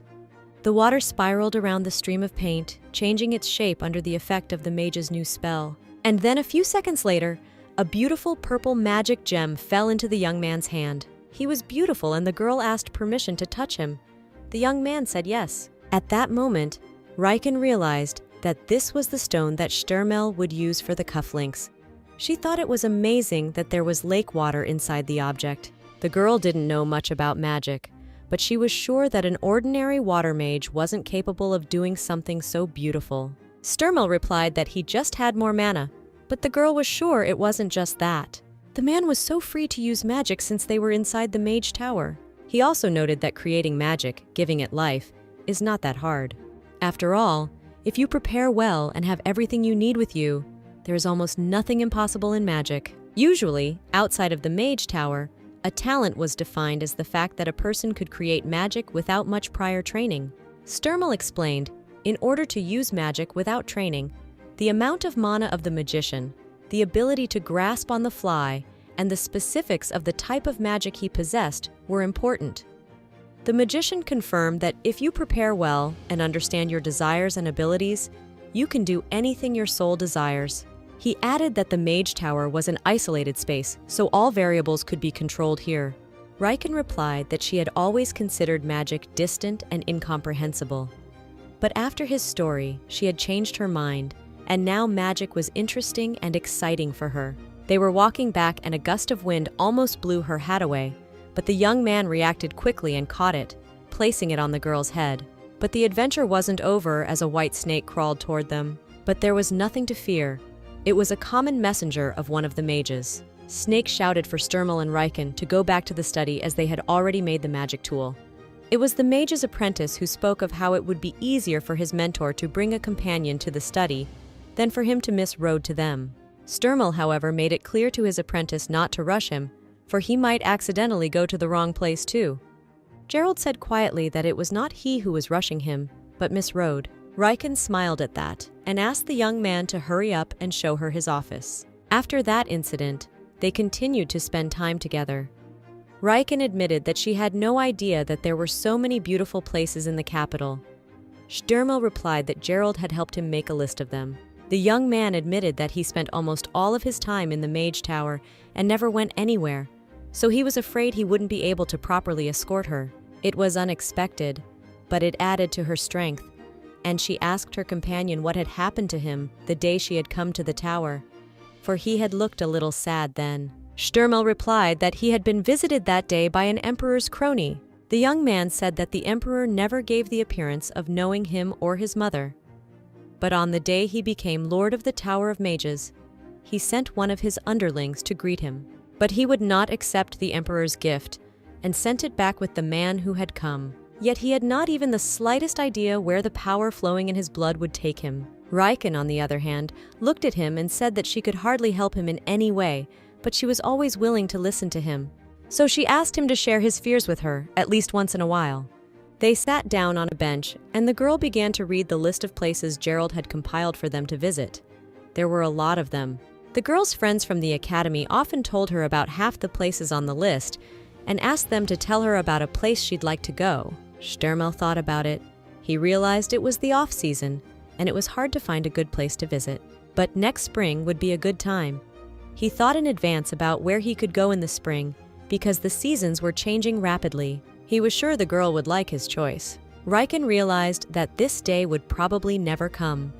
And then she wondered if she could be happy in the moment, instead of thinking all day long that she missed her daughter. Would her life be okay if she let her heart flutter and have such strong feelings? After all, the problem was that she would forget that she was a mom when Sir Sturmelraft was around her. She never finished her daughter's portrait, as she had no reason to. But every time she looked at it, she began to miss her frantically. And then in her archives, she found that painting that the water mage liked. Looking at it, she thought it might be appropriate to give it to him as a parting gift. Then she dismissed the idea, as she felt that there was to be no attachment between them. For some reason, the girl felt like she was acting irresponsibly. At that moment, Penny entered the room. Riken asked her to tell the coachman to load the finished painting into the carriage. The maid was happy for her mistress. She knew that she was going to be traveling to visit Mrs. Paulinet today, and had even counted the time to stop by the house and change her outfit. Riken replied to the maid that if it had been an ordinary meeting, she could have gone along with it, but since it was a tea ceremony, it had to fit the occasion. Penny asked about whether there would be men there. Mistress replied that there would be, and then the maid whispered in her ear as to whether it would be all right for her mistress to go to such a meeting, and whether Sir Stürmel would not object to it. Riken was sure there would be no problem and asked the girl about her fruit vendor. The maid replied that they were doing well and met every weekend. Besides, he treated her well. That reassured Riken a little, but she urged Penny to tell her if he did anything she didn't like. So the tea ceremony at Polana's house was organized by her sister, Viscount Edgin's wife, the cold-blooded Olivia. When Lady Copeland entered the house, she noticed that the men had not yet arrived. But among the guests was the Earl of Wayne's daughter. Also, none of her close friends were there. The protagonist realized that Countess Wayne and the other aristocrats who gathered here had different statuses. Riken formally said hello to Viscountess Olivia, but then realized that since she was friends with her sister, perhaps she could have behaved more informally with her sister as well. Lady Wayne motioned for Riken to sit down next to them and sample the treats. The protagonist was late, for which she apologized and then asked if she had missed anything. And Lady Wayne assumed that she was referring to gossip, for example, about the Empress's sufferings. Lady Copeland was surprised that the Empress had been very ill for months. Lady Wayne said that the Empress did not want anyone outside the palace to know about her condition, so this information was kept from her subjects.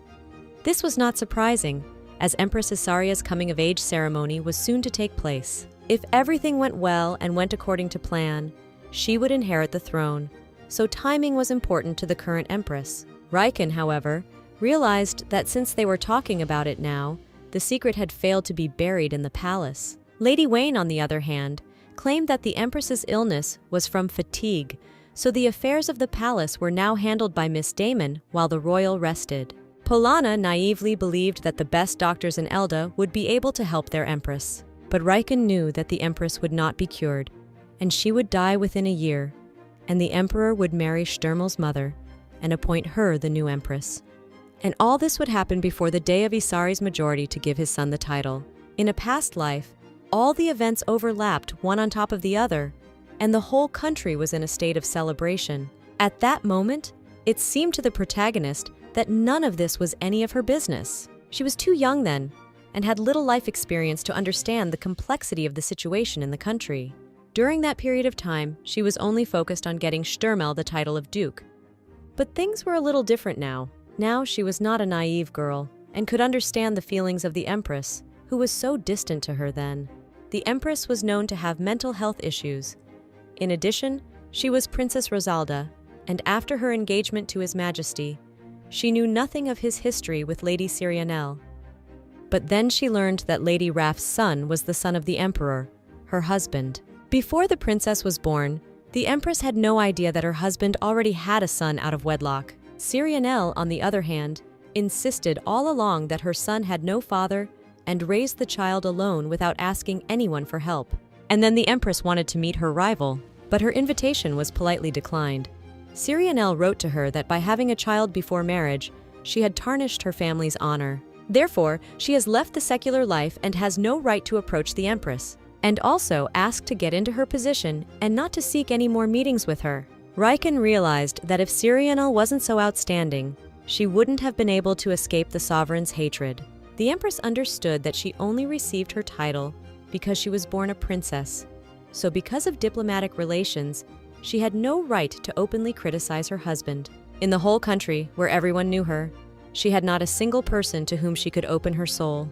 For years she had been building up hatred and resentment, which is why she soon became ill.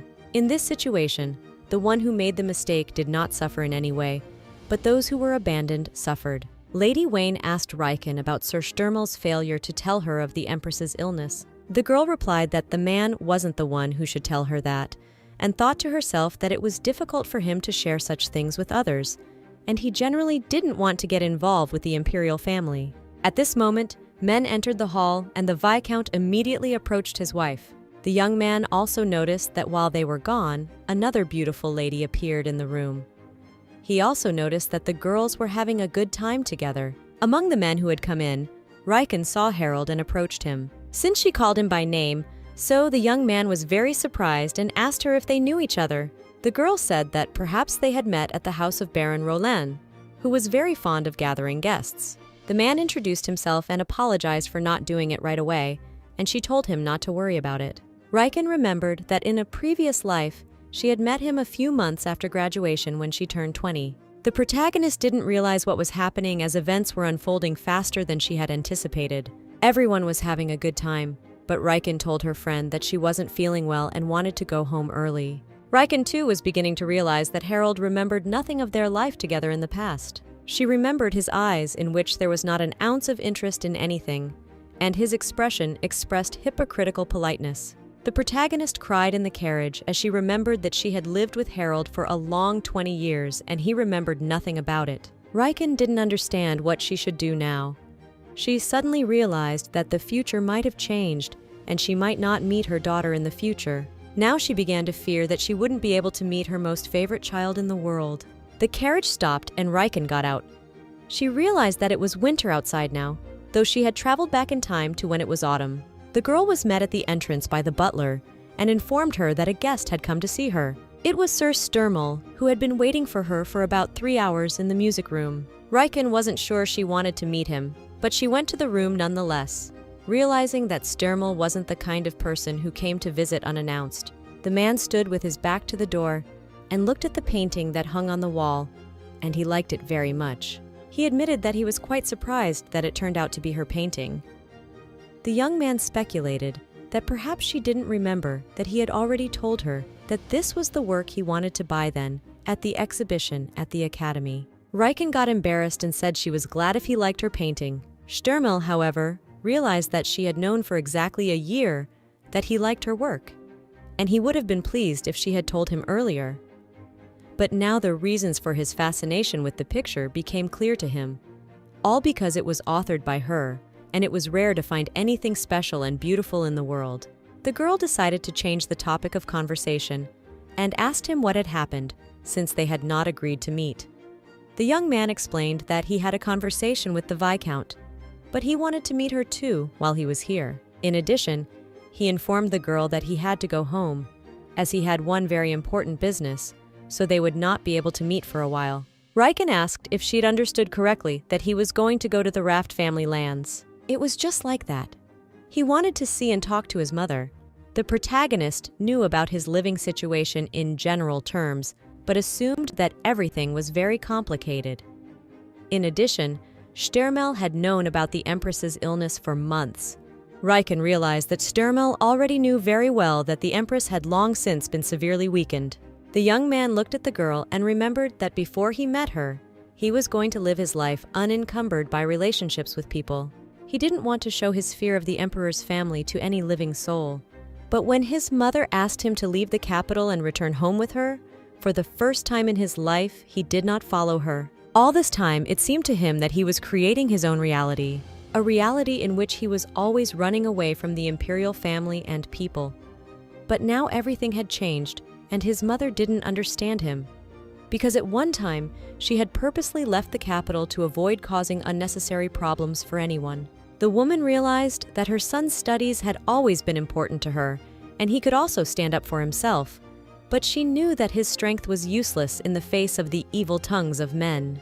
The young man was well aware that people would discuss him wherever he went. He argued that leaving the capital to avoid knowing what the aristocrats here were judging was pointless, as it would be another flight, not a solution to problems. Stermel also said he knows exactly why his mother left secular society. The reason for her escape was that she wanted to preserve her nobility and not cross paths with the Empress and Emperor. But he was against defending himself in such a way. Stermel said he had no ties to his father's family. He was going to continue to ignore him to make him realize he had no son. He was unpleasant to realize, but the fact was that since he had no father, he was not considered an aristocrat. But he was not an ordinary man, so he had no country to belong to. Even so, the blood flowing in his veins was always trying to throw him off the right direction of travel. He had never thought about it until now, so obtaining the title was not set as a life goal.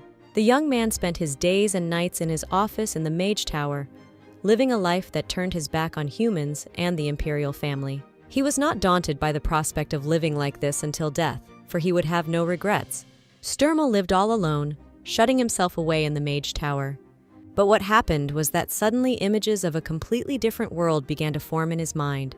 A home that was cozy, warm, and peaceful. A home filled with children's laughter and a girl he frantically wanted to possess. Stermel realized that it had been a short time since he had met Riken, and the wounds that seemed incurable to him at some point began to heal.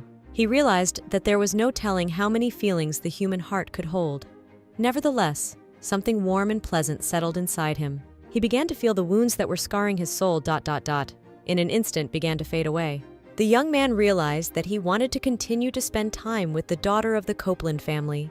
And so Stermel came to Riken's father with a serious conversation. The man told the guest that he wanted his daughter to live a quiet, peaceful, and happy life.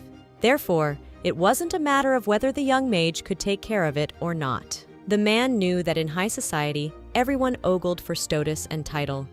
But his daughter was different from the other aristocrats. He was sure that fame couldn't make Riken happy. To all this, the Viscount was well aware of the young man's situation, but he could not deny that the career successes and personal qualities of the aspirant for his daughter's husband inspired him with confidence. For that reason, he watched their relationship develop.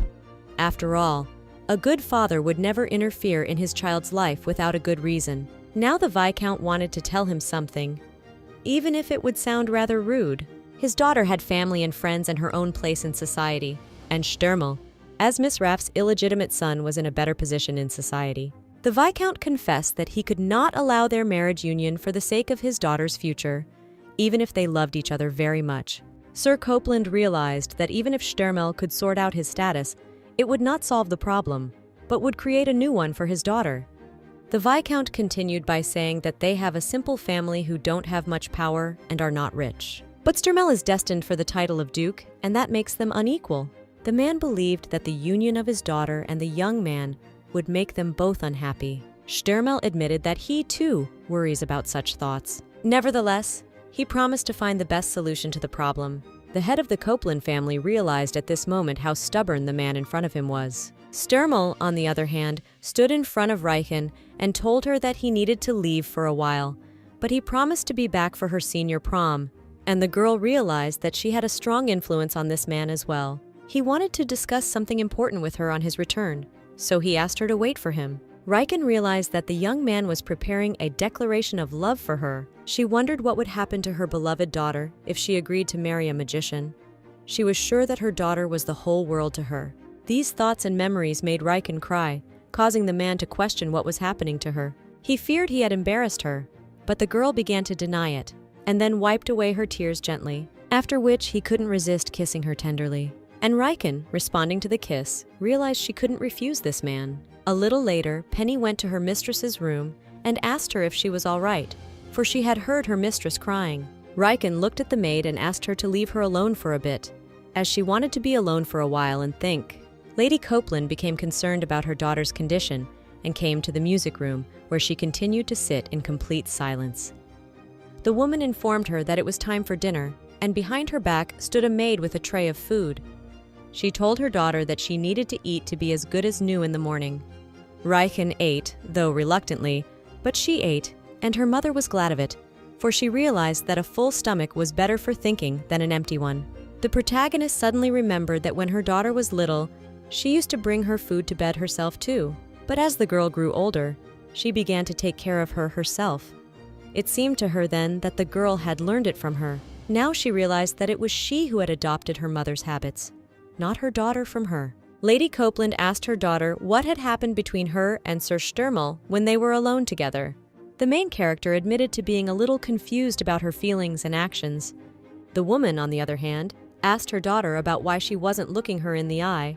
Riken smiled sadly, looked at her mother, and told her that it seemed to her that Sturmel would soon propose to her. The woman admitted that Sir Sturmel had come to see their father today, and they had had a long talk about something, and apparently the head of their family was not particularly opposed to this turn of events. Lady Copeland said that Sir Sturmel was an outstanding magician who would be able to make a family of his own. Riken smiled bitterly and asked her mother not to give her false hope of happiness. The girl admitted that she will refuse the young man, as it is true what they say that the first love is not successful for many people. The woman started to panic a bit and said her daughter shouldn't do that, even though she was against this marriage. Riken admitted that the young man was originally just a partner for the prom and nothing more, as she wanted to remember her prom. But then things changed. Riken was sure that she had created enough good memories, so when choosing between her daughter and Sturmel, she decided to choose her daughter, as although she liked him, she felt that everyone should be in their place. She now realized that if she had to choose between them, she could not choose her own feminine happiness and love by giving up her daughter. Riken escorted her mother to her chambers and asked her if she had a chance to be reborn. Would she live her life with her father or not? The woman admitted that she probably did, because then she would have Riken again, but she wanted to raise her but not give birth to her. Lady Copeland didn't want to go through the birthing process again, even though she had a beautiful daughter. Plus, when she was raising Riken, there were a lot of things she couldn't do as she became a first-time mom. The girl hugged her mom and confessed that she wanted to live a happy life. A few days later, she received an invitation to Baron Roland's house, where ladies and gentlemen were invited. Her mother said she could go and pick out any outfit she wanted, although in her time, girls were dressed in old dresses. As a result, they decided to go to the event together. Riken suggested to her mother that she do an Oriental-style outfit. The woman said that in her time it was considered unfashionable, but it seems that times have changed again. At this point, the mother asked her daughter if it was true that she had already met Baron Hadley.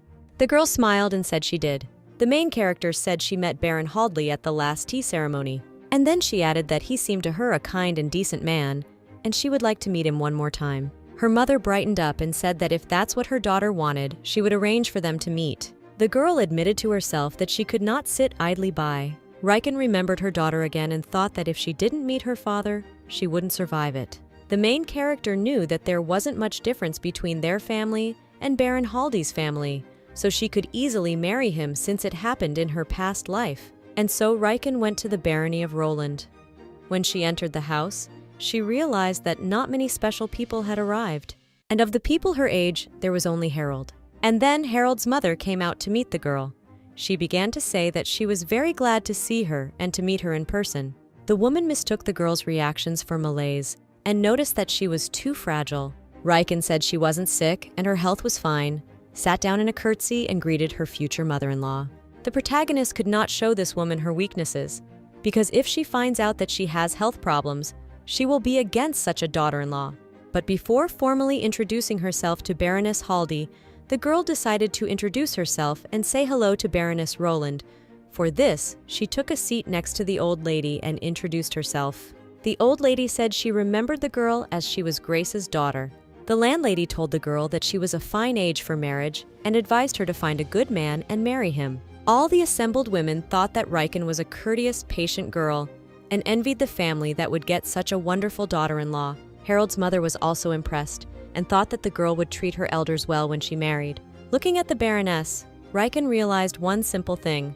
This woman was the one person she couldn't love and accept, even back in time. Her mother-in-law was always harassing her that she could not give birth to her son and heir, although she gave birth to a daughter, and tried to please her in every possible way, cooking, for example, pies. Even in front of her granddaughter, the woman did not stop and talked about having a son after 5 years of marriage, ignoring her son's requests not to start such a conversation. The Baroness did not listen to her son and said that in all decent families, daughters-in-law did not oppose the will of their elders. The woman insisted on the birth of a grandson, as only he could continue the family business. Harold's mother did not stop. She said that Riken's type of figure indicated that she could have given birth to more than one child. The Baroness always insisted and said that raising a son was better than a daughter, and there was nothing difficult about having a second child, so they needed to be more proactive about it. Afterward, she always switched to their daughter, stroking her head and saying that daughters can be raised as good friends, and the older girls in the family always learned life early but grew up to be decent people. In addition, the woman said that the time would come when the girl would have to look for a worthy couple, and then she would leave their house and join her husband's family. And when the girl will marry, they have a headache about what to give her as a dowry.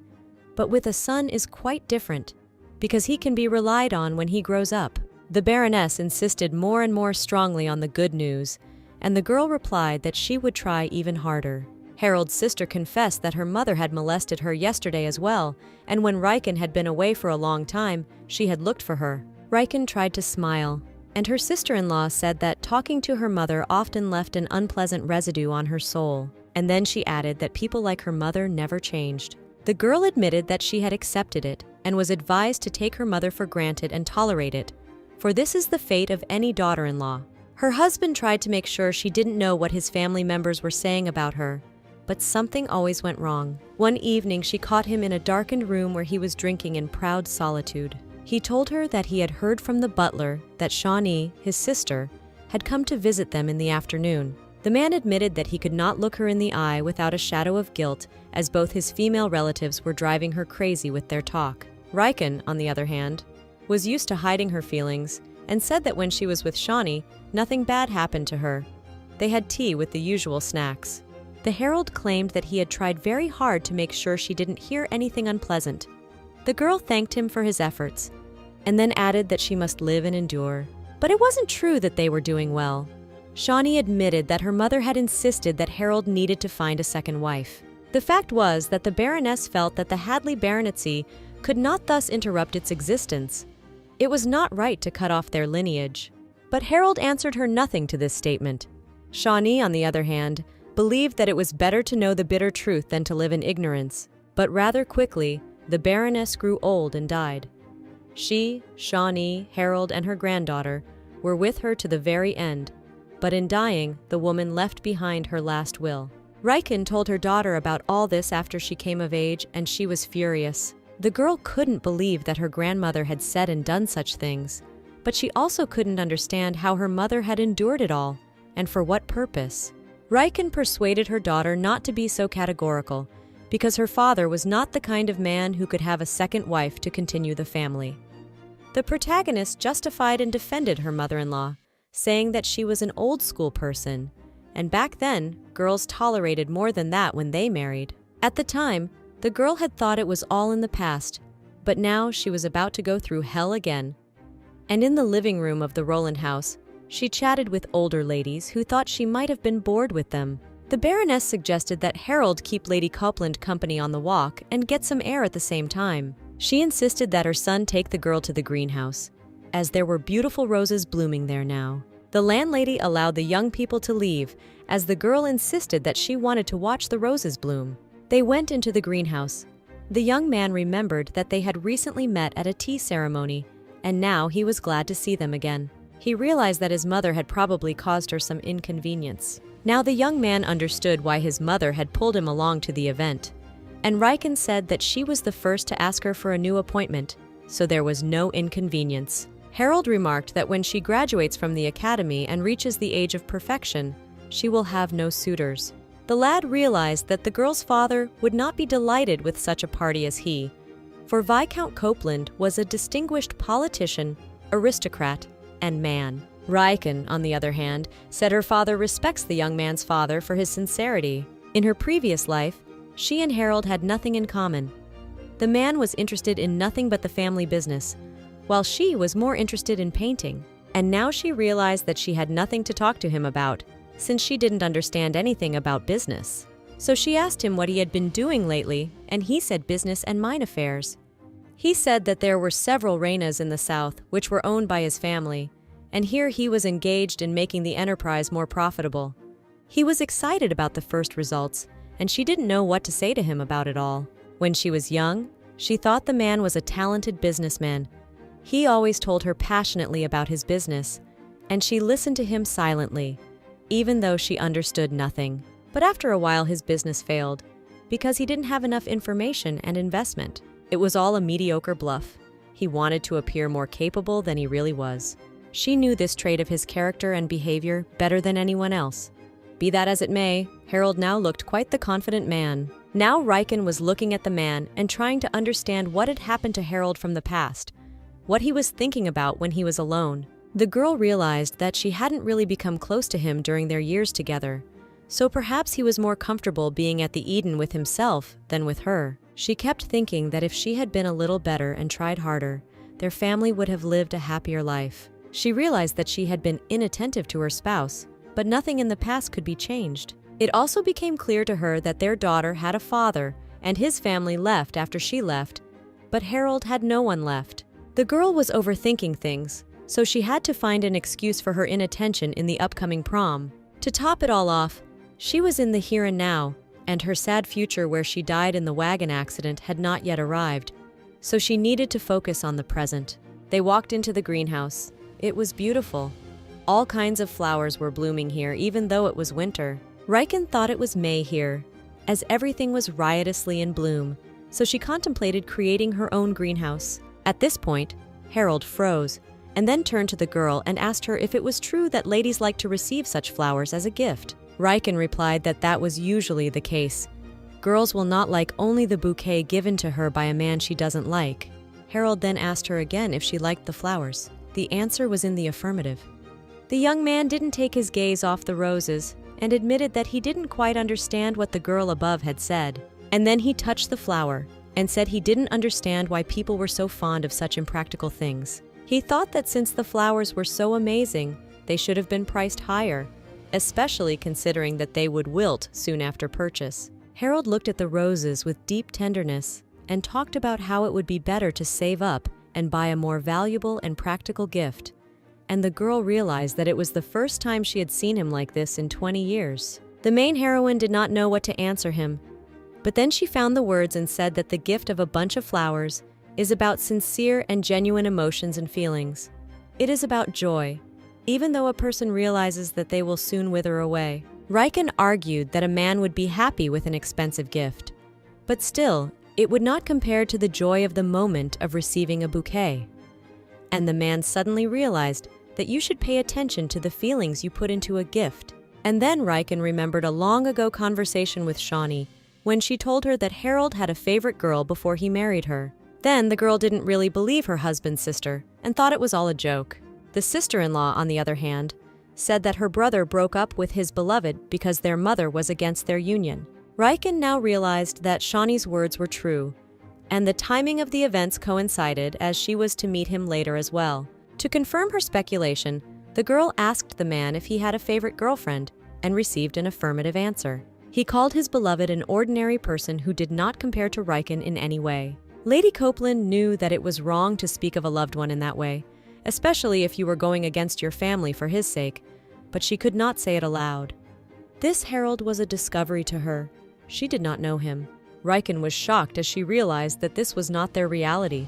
After all, this herald has no idea of the time he spent with her and their daughter, and she has been deprived of many moments of her past life. The girl became white as chalk in a flash, so the man thought she was not feeling well and offered to go home. Riken jumped at the suggestion and said they'd better do just that. The Baron assumed he had offended her in some way, but the girl said he had nothing to do with her condition. The protagonist sat in the carriage. She realized that the present had changed, but there was no reason to worry yet. She knew even before that her husband had had a lover before the wedding, but she didn't want to cling to such trivialities, nor did she intend to. Of one thing she was sure, she had to marry the Baron and inform Sturmel of the separation. More than anything, she was afraid of making a mistake and that Harold might run off somewhere with his lover. Riken didn't know if she should win him over, and she lacked wisdom in this life as well. In general, she was looking for a reason to refuse Harold. The young mistress continued to sit in the room where Penny had entered, bringing with her a tray of tea. The maid said she added some milk and sugar to the drink.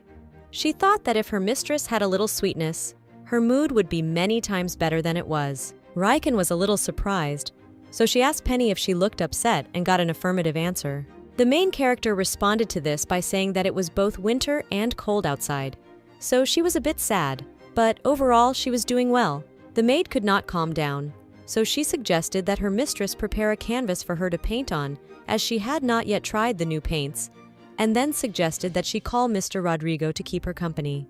Riken smiled and asked Penny if she had time to worry about her, since today was the day she was supposed to meet her lover. The maid, on the other hand, assumed that her mistress wanted her not to go on the date.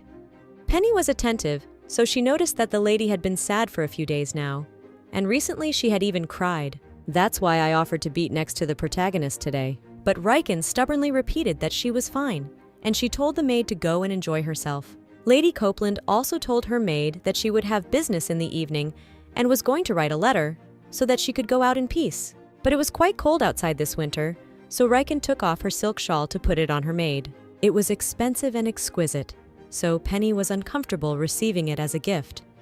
Nevertheless, Riken had already tied it around her neck and said that it suited the girl very well. The maid was happy and ran to the date, and the protagonist asked her not to stay out late and then tell her how it went. Riken had finished her classes at the academy, so she had no reason to leave the castle before the prom. She held in her hand a card from Deborah, congratulating her on her graduation, and also a letter from Sir Sturmel. He wrote that he knew it was snowing in the capital, and he hoped she had enjoyed it, and was enjoying her time with friends. He himself had already arrived at the Marquis of Raft's estate, but he wanted to return home as soon as possible, even though everything in his homeland had already begun to turn white with snow. But winter had not yet fully arrived. To prove the truth of his words, he sent her a yellow maple leaf in an envelope. Also, the man was interested in the question of whether she missed him, for he missed her very much and wanted to see her. After reading the letter, the girl sat down in an armchair, without strength. At that moment, a maid came into the room and told her that dinner was ready and her mother was waiting in the dining room. In the end, she couldn't write a line to Sturmel and went to dinner. Everyone had a good meal. When the meal was over, the mother said she was going to go do some paperwork and the younger brother was going to go do his homework. The father, on the other hand, had a spare moment and wanted to have her specialty tea with his daughter. Father and daughter were left alone. She made tea, and the Viscount remarked that she had been too quiet lately. Riken smiled and replied that she was an adult and it was perfectly normal behavior. But here was the problem. She had been completely different a while ago. Afterward, he asked her about whether she had prepared everything for her graduation from the academy. But she didn't have anything to prepare, as her classes at the academy were already over and they didn't have a thesis. The prom was still an open question, but Riken had already prepared for it. The dress was already ready, and she had already been notified of the arrangements, so there was nothing to worry about. But her father asked her about a partner for the event. She didn't want to bring it up again, as she had already decided everything for herself. The Viscount understood her, but decided to clarify the situation and said that although it was difficult for him to turn a blind eye to the young man's situation, he was sure that he could take care of her. After all, in the marriage of aristocrats, it was not love that was more important, but having a title. So he couldn't completely exclude him from being a contender for her hand and heart. But the man also knew that love was also important to the happiness of a family, not just having a title. She knew it herself. But then she remembered that even without marrying, she could feel a boundless sense of love, namely a mother to her child. She still remembered the feelings she had experienced just by looking at her, and realized that she could devote her whole life to this little person. The day had worn Riken out. After tea with her father, all she wanted to do was go to bed and get some rest. And then she saw Penny in the hallway, beaten and in tears. The protagonist was a bit shocked by her maid's appearance, so the first thing she did was ask her what had happened to her. The young mistress remembered that the maid was supposed to be dating her lover. And then the puzzle in her mind came together, and it became clear what had happened to the girl in her past life and now. Penny was silent, and Riken deduced a chain of thoughts. She understood that Penny was her personal maid, but even if she had gotten pregnant, she had fled their home too hastily. She probably didn't want bad rumors about the Viscount family to spread outside the palace. But since the maid didn't say anything and just sat in the hallway, Riken decided to take her to her room to bring her to her senses. Penny would not allow her mistress to touch herself, as she thought she was dirty and that she would soil herself. Riken sat the girl down on the sofa and told her that she could keep warm here, and then began to examine her face, and noticed that she could do nothing with her shaking hands. Lady Copeland prepared water and a towel and began to help Penny wash her face. As she was washing her face, the girl noticed that the maid's cheek was reddening, which meant that a bruise was about to appear on it. Riken realized that the maid's lover had done it all, but nevertheless asked her about it to confirm her thought. The mistress began to persuade the maid to tell her the truth, for she realized that she had come to her for help, and in order to help, she needed to know how and with what to help. And then Penny started crying again and saying that she had made an irreparable mistake. The girl told me that she was very young and stupid and unmarried, but she wanted to go into a man's room, and he did, and it ended in a very sad way. The protagonist hugged the maid and told her she needed to calm down first. She ordered the girl to wash and sleep, and then they would figure out together how to find a way out of the situation. The main character tried to reassure her maid, telling her that everything would be fine as she would help solve the problems that had arisen. Riken knew very well that maids who were in a position and without a husband were dismissed from the castle and had a record made in their file, and a girl with such a record could not find a job in any decent house later on. When they arrived at their parents' house, even there they had difficulty in voicing the reason why they had been fired, and Penny apparently had no place to go back to, so she married the man who had done all this to her. The girl put the maid in her bed and began to think. She could not allow the history of the past to repeat itself. She was no longer the helpless little girl she had been then, and then she had an idea. Riken woke Penny up and ordered her to get up and put on her robe, because they had to go to a place. They went to the Tower of Mages. The main character thought that children were a blessing from heaven, but sometimes there were situations, like Penny's, where they had to be gotten rid of. The aristocrats found a secret way to do it and shared it only in confidence among themselves. They arrived and got off the carriage. Riken noticed that her maid didn't look very well, but asked her to bear it a little longer. At that moment, the maid noticed that another noble lady had come to the place. In this noble lady, Riken recognized Baroness Haldi. This raised a lot of questions in the girl's mind, as she had no idea what she was doing here. But she told Penny that she shouldn't worry. No one would recognize them. As soon as the girls entered the Mage Tower, a student of Sturmel's came out to meet them and asked Riken what she was doing here in the early morning, if she wanted to contact his mentor. Lady Copeland replied that she needed a blood mage. This caused surprise on the young mage's face, but according to the tower's rules, he had no right to ask her unnecessary questions. It was clear enough, though. They needed a special potion to terminate a pregnancy. Gerald led them into a special living room and asked them to wait a while. Riken never imagined that the gossip and secrets she would hear in social circles would come in handy in real life. The protagonist realized that her maid was in quite a lot of pain right now, but she tolerated it and apologized to her for it. And then she told the maid that until last night, she was sure she would let the girl make her own decision. But yesterday things had changed, and now she would not stand by. Riken insisted that that fruit vendor was no match for her maid. Penny cried and said that her lover had sworn to her that he loved her. But Riken wasn't so sure about that, since last night he had just taken to beating the girl. But if he loved her, he would never in his life raise his hand to her and give up something against her will. The maid blamed herself but not him, but Riken insisted that she was not to blame, that the fault lay entirely on the man's shoulders, and that the girl was a pure and blameless soul who had strayed. The mistress also assured the maid that she would be against her marrying that fruit seller. Now Penny wept at her mistress's kindness and promised to follow her everywhere and always, even when she married, and to always be at her side. They hugged and thanked each other for supporting them in their time of need. At that moment, an elderly mage came out to them and asked if they were looking for a blood mage. Riken apologized to the old man for having to wait while they talked. The mage, however, felt it would be inappropriate of him to barge into the room and interrupt their conversation, especially considering the fact that one of the girls was crying. The protagonist was very much surprised as she expected to meet a magician who sells magical medicines. But one of the simplest mages in the tower came to meet her.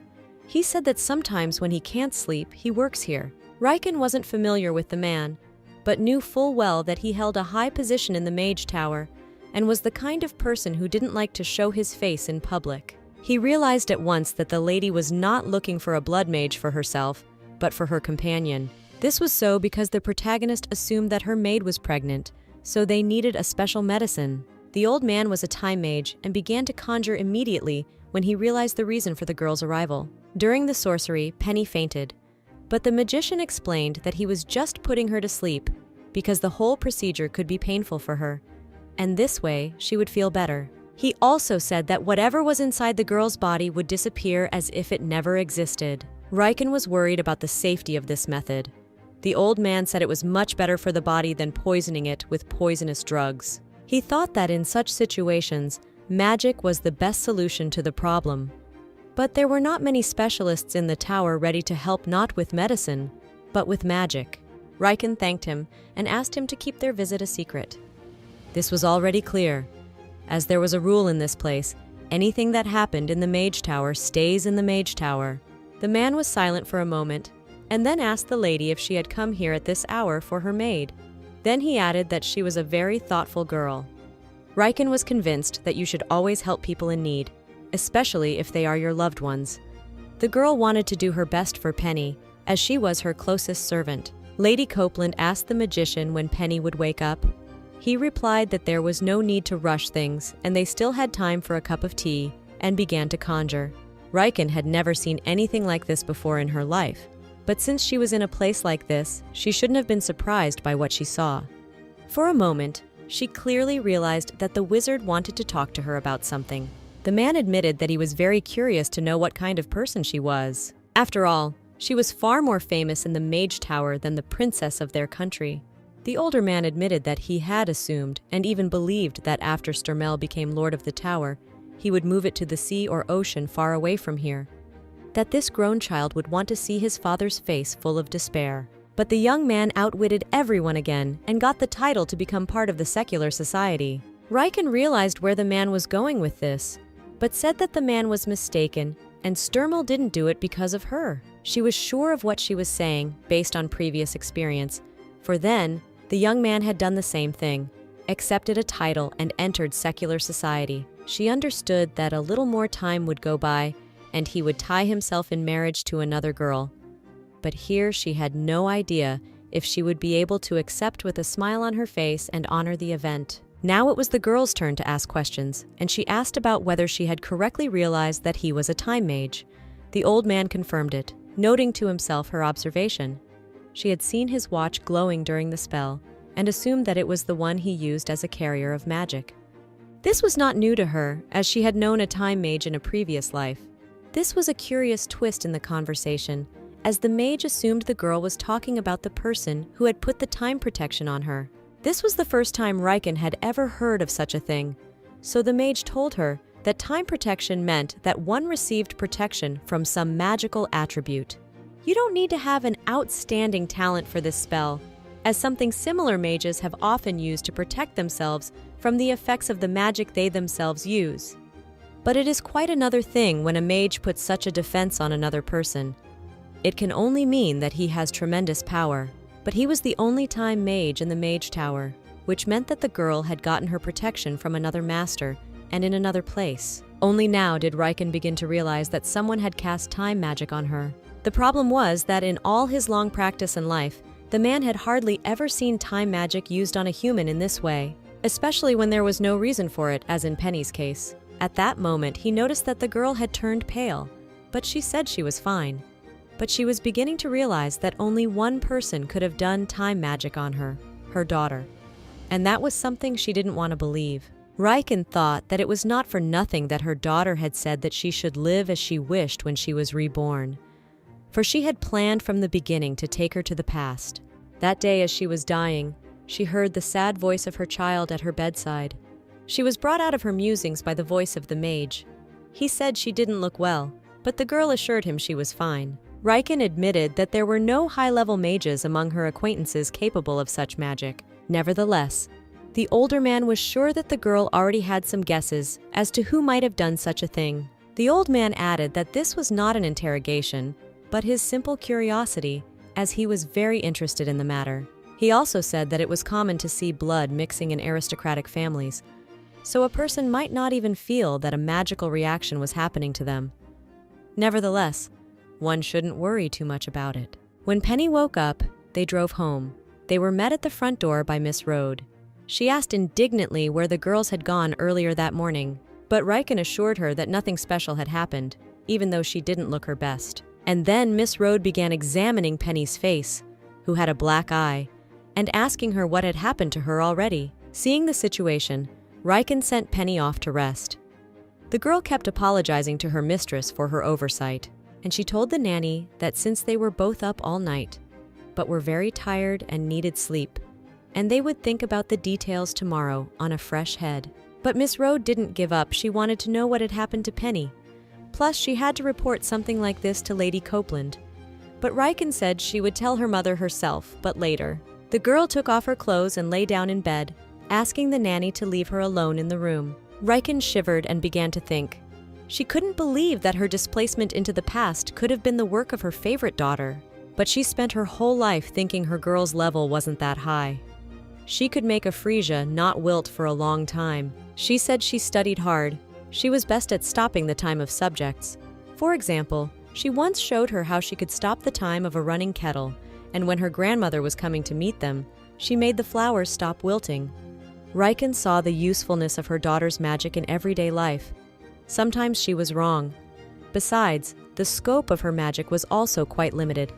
And if you compared her magic to the magic of other wizards, it wasn't that unique and powerful. The question now was how she could bring Riken back to the past. It occurred to the protagonist that perhaps her daughter was hiding her true powers and abilities. Riken suddenly realized that in her child's eyes her life looked very bad, boring, and miserable. It was hard to call her the happiest person in the world, but definitely not the unhappiest either, as every day she spent with her daughter was filled with warmth and joy. For example, such was the day a little girl took her first step without her help, or how sweet and delicious the tea was that they drank after a fight in the living room, and she was mad at Riken, and the room smelled like fragrant roses. The main character couldn't understand why her daughter didn't feel it all, see it all, or understand it all. After all, Riken's life was filled with meaning and joy after the birth of her baby girl. Yes, her father was not a prince on a white horse, but her daughter was her princess. Riken got out of bed and walked over to the flowers that stood on the table. A gift from Sturmel. They had wilted. The girl was worried. She realized that the flowers had wilted because of her, and she had gotten close to him on a whim. She sat down at the table and took out a piece of paper for a letter.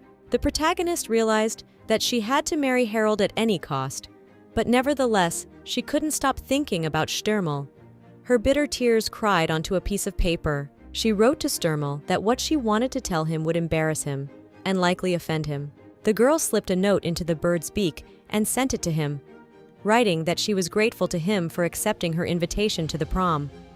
But now she wanted to pretend that none of this had happened and was going to live with the memories of him in her heart. And then, under the weight of the pain of her shed tears and broken heart, she fell to her knees, staring after the magical bird that had flown away. Meanwhile, Stürmel was at his grandfather's manor, talking to him.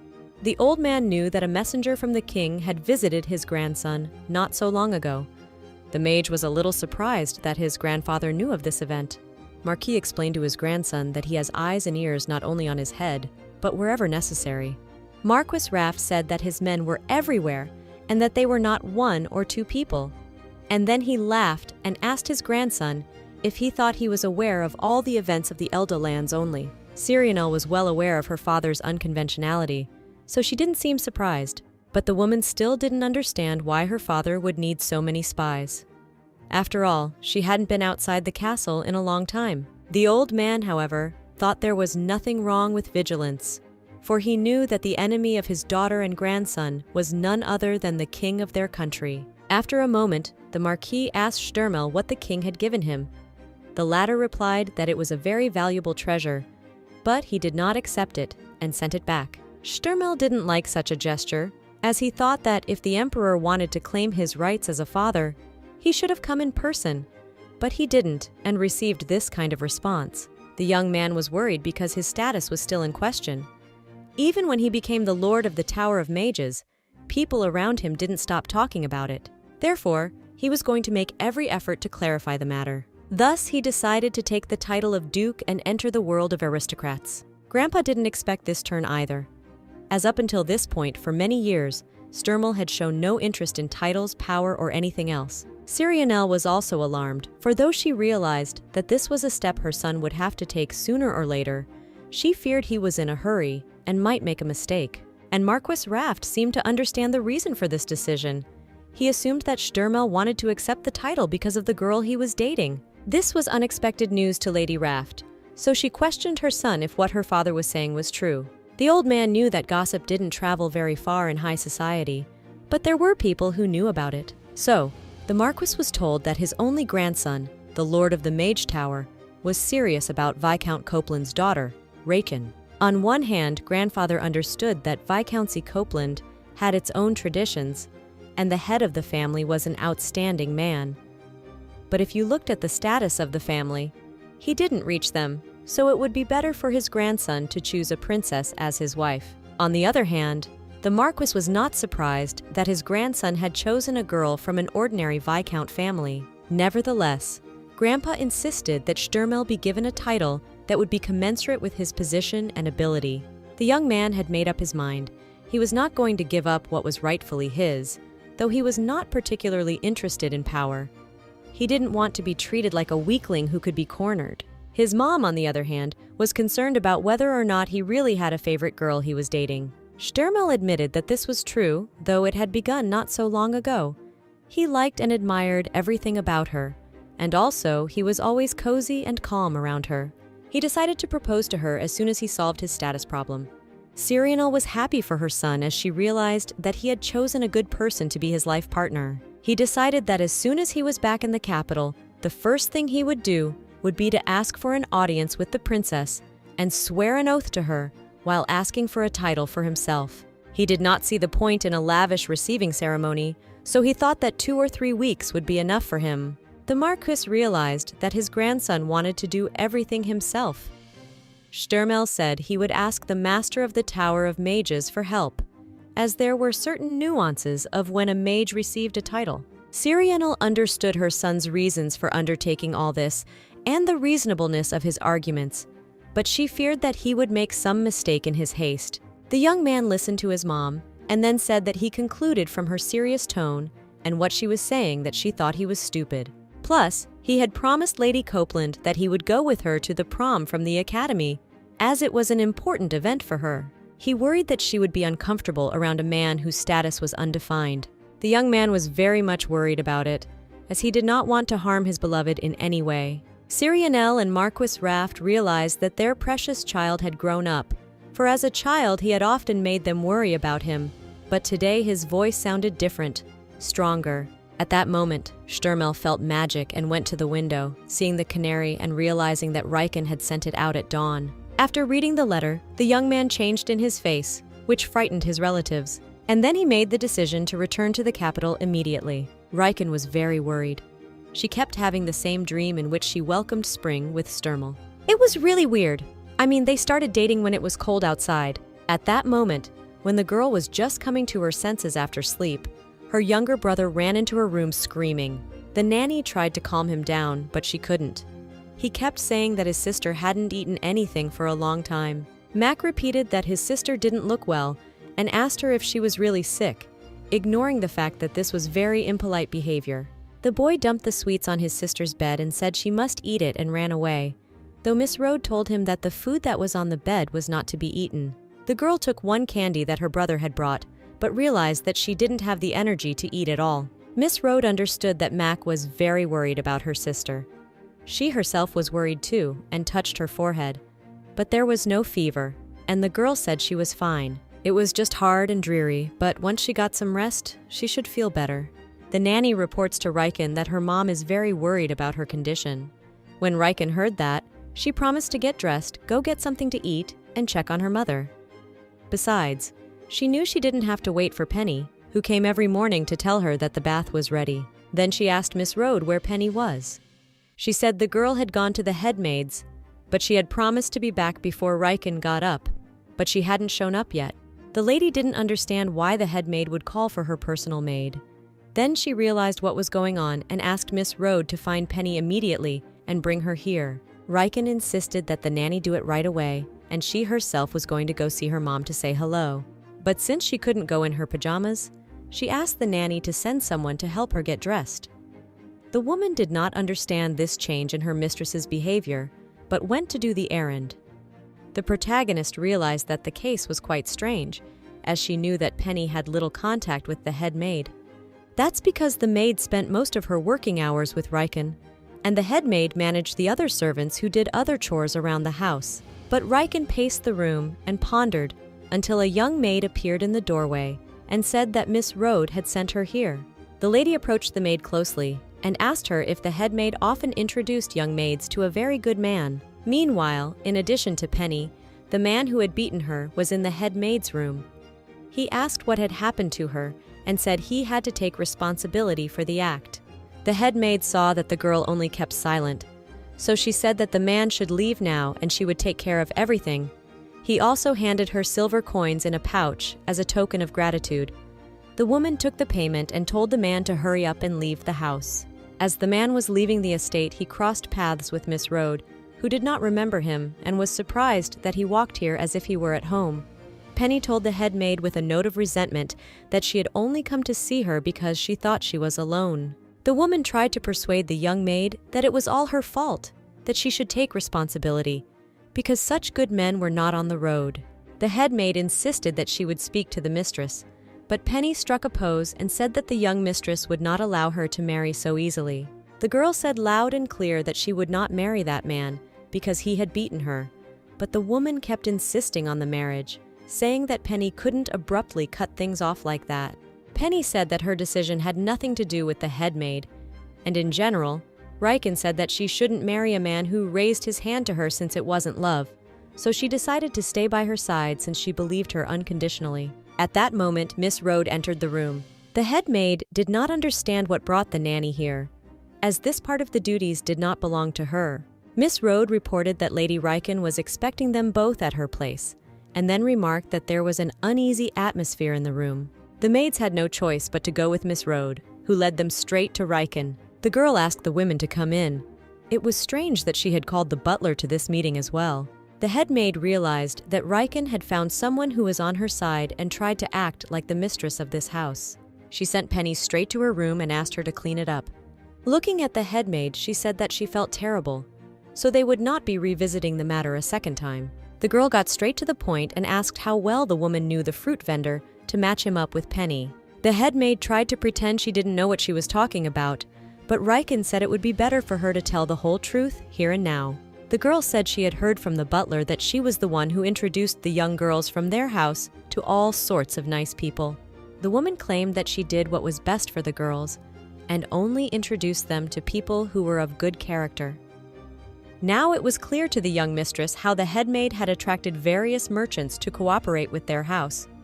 It was now becoming clear that this woman had brought a man she knew from work and had matched him with her personal maid. Riken thought it was unacceptable and abnormal that a woman, hiding behind her identity, had brought someone she didn't know to meet Penny. Nevertheless, the girl recognized that it was quite a smart move. To top it all off, everyone in the house knew and told her that this was not the first time the head maid had introduced young girls to men. Two of the maids kept talking about getting married soon, but it didn't happen.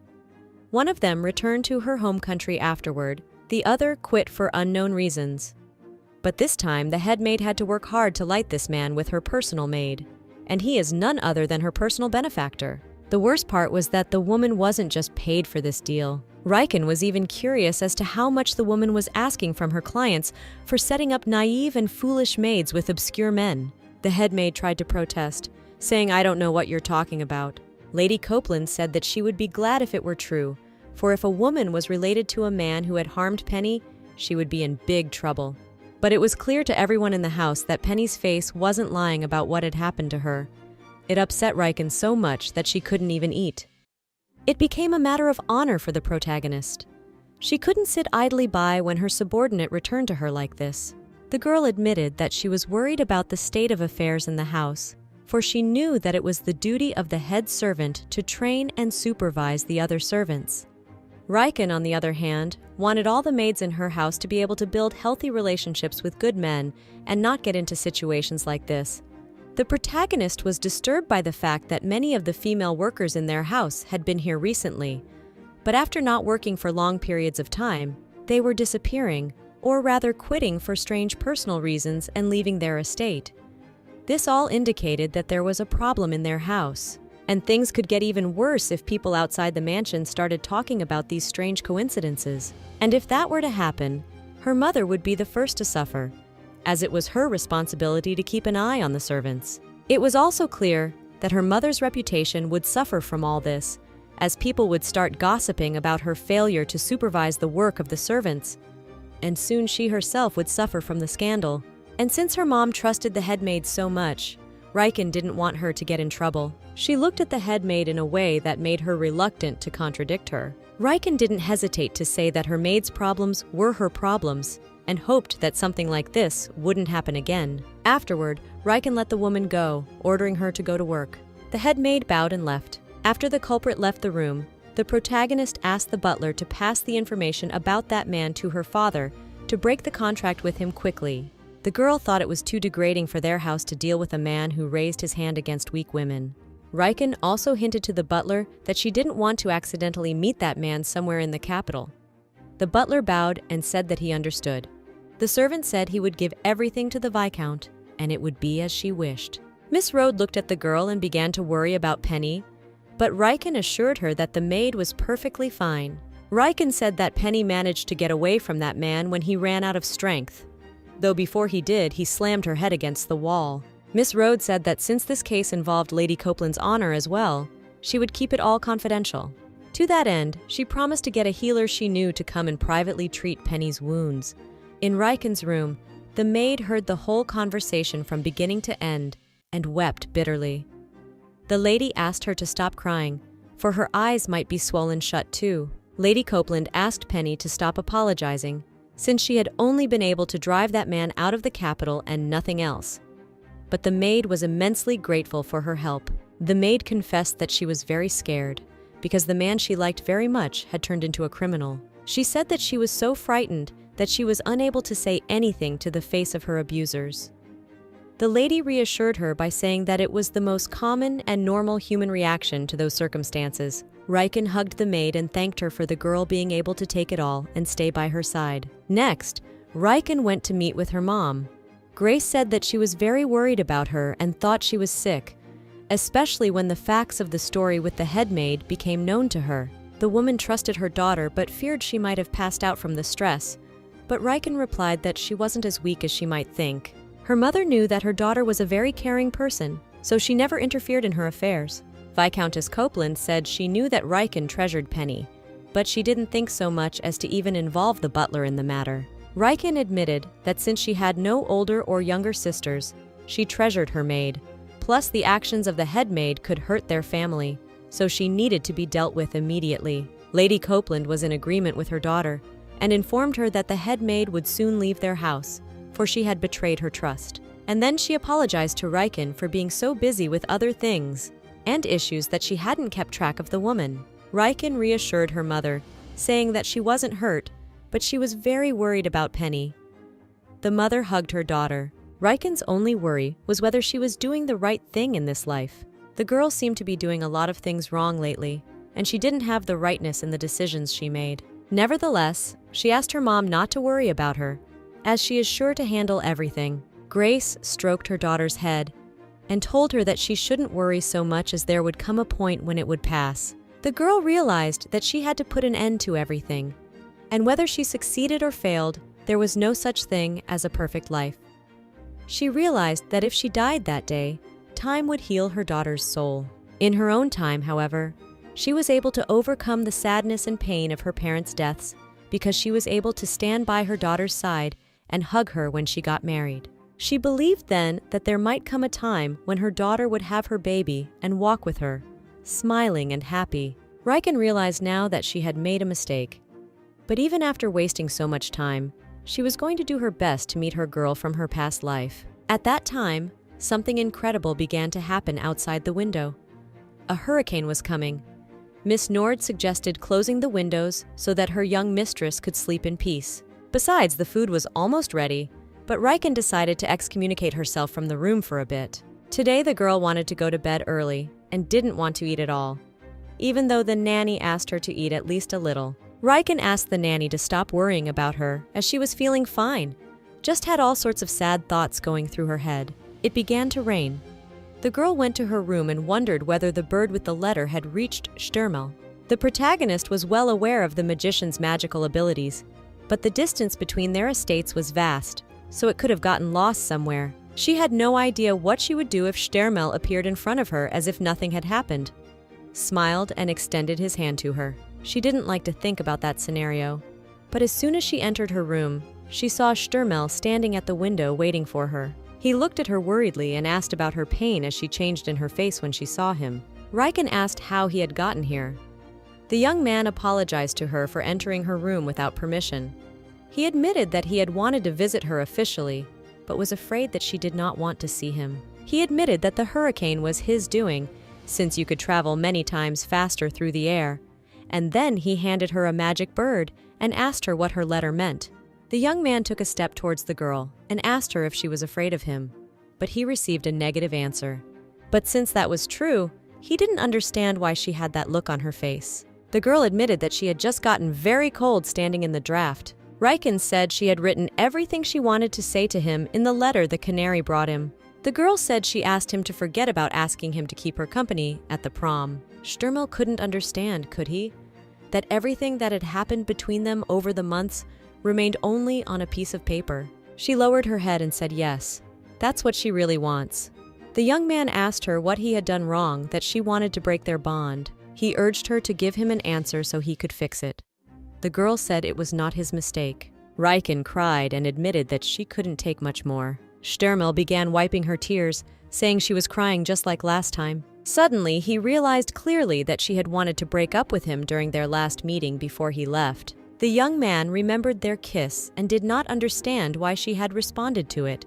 And now he asked her if there was a fear in her heart that he would propose to her. He looked at her and wondered if she really wanted to cut him out of her life, even after all the time they had spent together, walking, dancing, holding hands and laughing. She replied that wasn't the reason. Then he suggested that it was because he was a child out of wedlock. He didn't believe that was the reason he could no longer be her lover. Sturmel realized it hadn't been that long since they first met, but every day they spent together gave him happiness. He had never experienced anything like this before meeting Riken, strangely enough.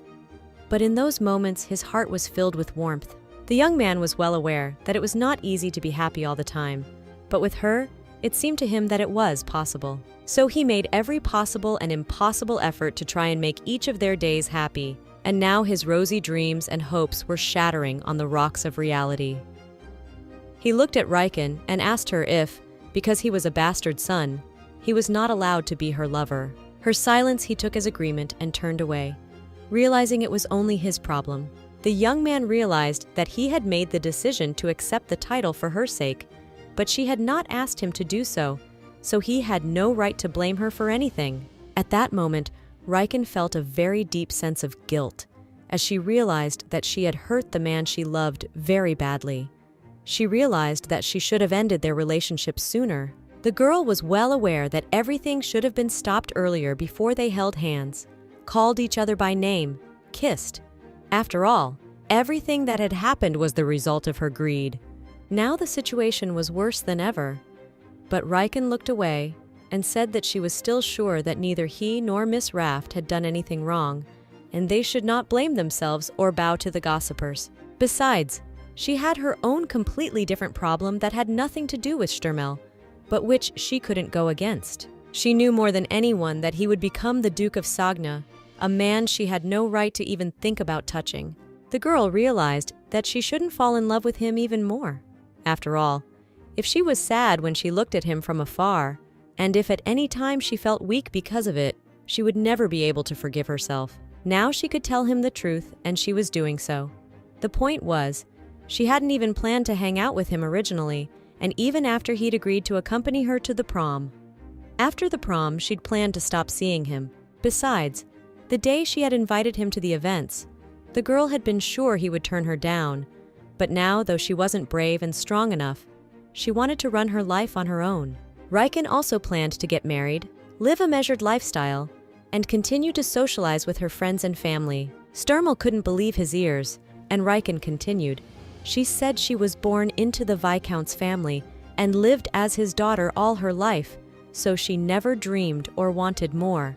The young man lowered his head and mouthed that she had long known of his status and that he was going to receive the title soon. And then he added that even though he said he was going for the title, he could still change his mind. But seeing that she remained silent, the young man swore to her by the Tower of Mages that this or anything else would not harm her.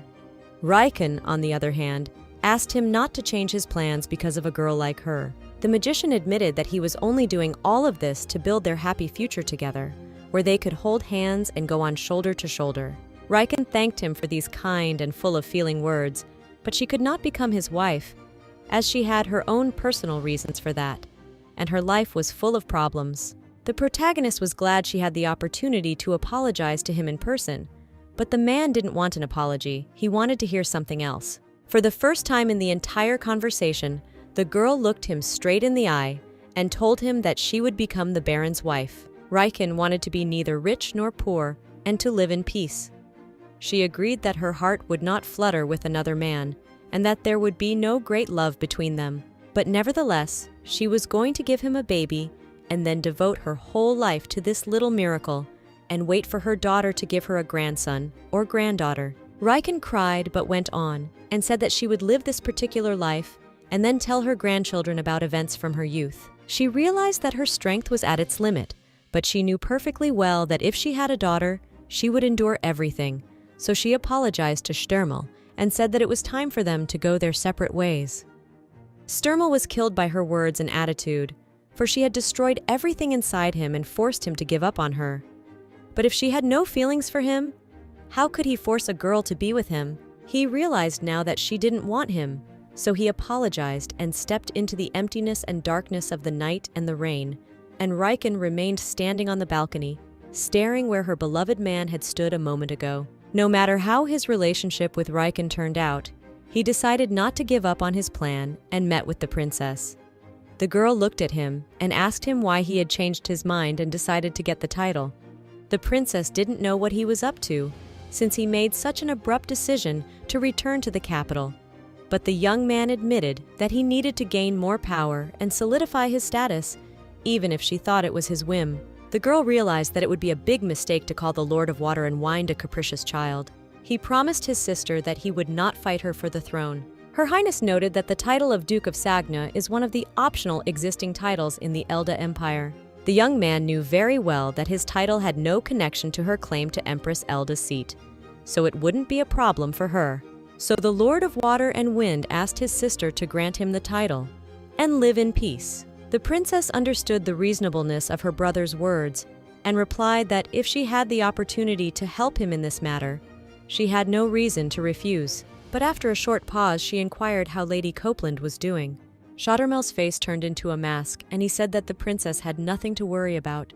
The young man reiterated that he had no plans to become emperor, so he was not interested in the succession to the throne as before. And then he added that he would not have a child who could inherit the throne in the future. When the princess heard this, she realized that this turn of events was only to her advantage, and the reasons did not matter to her. Shturmel finished talking to the princess and remembered the dialogue with his teacher. The old man had asked him if he was really going to get the title of. The young man then replied that he was just tired of hiding it all and lying to himself, and it was now his conscious choice, unrelated to specific individuals. The time mage didn't expect his student to think that he had spent his entire realized life fooling himself. But Shturmel didn't have a clear and unambiguous answer to that question. His mentor knew for sure, for he had been watching his best student closely for a long time and had realized one thing about him. He was not interested in power, titles, and palace intrigues. The time mage couldn't believe that Shturmel was being serious now, so he asked him about whether the man had forgotten that he was going to use the title to get rid of his weakness and become stronger. The old man understood that the Waterlord wanted Riken to look at him from a different angle and acknowledge him. At this point, Shturmel realized that his mentor knew more than he was saying, but the old man wasn't about to reveal all the cards. He was curious as to when his student would grow up, but took pity on him and gave him a hint, asking if he really thought the girl had turned him down because of his title or his status. The time mage didn't understand if the young man really believed that Riken would accept him if he gained a title, or even became the emperor of Elda himself. Or she would have accepted him if he had been given the title not of Duke, but of Harrow. But did she not say that it did not matter, and the reasons for the refusal were quite different? At that moment, Shturmel thought his mentor knew Riken too well. He smiled and said that he had once been curious about the girl the Lord of the Tower of Mages had fallen in love with. The old man admitted that he had met many different people on his life's journey, but not all of them had awakened in him an interest in getting to know them better. The old mage knew that most people are enamored with their wants and needs, but there are those who find deeper things important. After all, the same could have been said for Shturmel. Realizing that he needed advice, the young man asked his teacher how best to proceed. The advice was simple. Shturmel should try to understand other people's problems rather than focusing on his own. And then, when he encountered other people's problems, to think about how he could help solve them. But telling everything here and now was not something the old man was going to tell his apprentice, as it wouldn't do him any good. Now Shturmel stood in the cold rain and realized that his mentor was right, and he needed to understand what kind of problem was tormenting Lady Riken's heart. The young man realized that although the girl had told him that she wanted to become a baroness, she didn't look happy about it. In his thoughts, Shturmel arrived home. When he got out of the carriage, the first thing he did was to ask the servant if there were any letters to his name, and he said there were none. It was even a good thing. Afterward, the young man said he needed to change his suit because he had been caught in the rain. The servant said he would get everything ready. But before Shturmel entered the house, the butler said that Lady Scylla and her friend had come to visit him, and they were waiting for him in the drawing room. This news didn't make the mage happy, as there were so many living rooms in the house, so he didn't understand why the girls came to his, though on the other hand, Scylla was his cousin, so he shouldn't have been surprised. Nevertheless, for him it posed additional problems, for he wanted to rest as he was very tired. As soon as he crossed the threshold of the room, Scylla ran towards him, but the young man did not share her ebullient enthusiasm, though his sister had invited him to have a cup of tea with her and her friend. Scylla's friend turned out to be Kylie Wayne, who looked at the magician enthusiastically and greeted him politely. Kylie introduced herself and said that Scylla had invited her to the tea ceremony, so she agreed to come. She said that if Sir Shturmel could give her a little of his time, she would be very happy. But the man interrupted her sharply. He said he had been caught in a heavy rain on his way home and was soaked, so he thought it would be very impolite of him to appear before the ladies in such a manner. and then added that since she was Scylla's guest, she didn't need to pay her attention to him. The girl was silent and did not know what to answer to such a thing, so Scylla took matters into her own hands and began to ask her cousin to give them at least a few minutes to talk. And on the whole, she thought he had spoken rather rudely to her friend. But Stermel said that he could not honor her request, for he still had important business to attend to that could not be delayed. Scylla realized that she wouldn't be able to change her brother's mind, so she offered to have dinner with him. But this attempt failed as well. The mage asked her to ignore him, since it was her sister's house in general. He then wished the girls a good time in each other's company, turned around and left the room. Lady Kayla was silent for a long time. Then she squeezed the edge of her dress, for she was very much upset, and told Scylla that she had some urgent business left at home that she had forgotten about, and it was time for her to go home. After Lady Wayne left their home, Lady Raft burst into her brother's study, tearing him away from his papers. Stermel looked at his cousin and asked her if their guest had already left.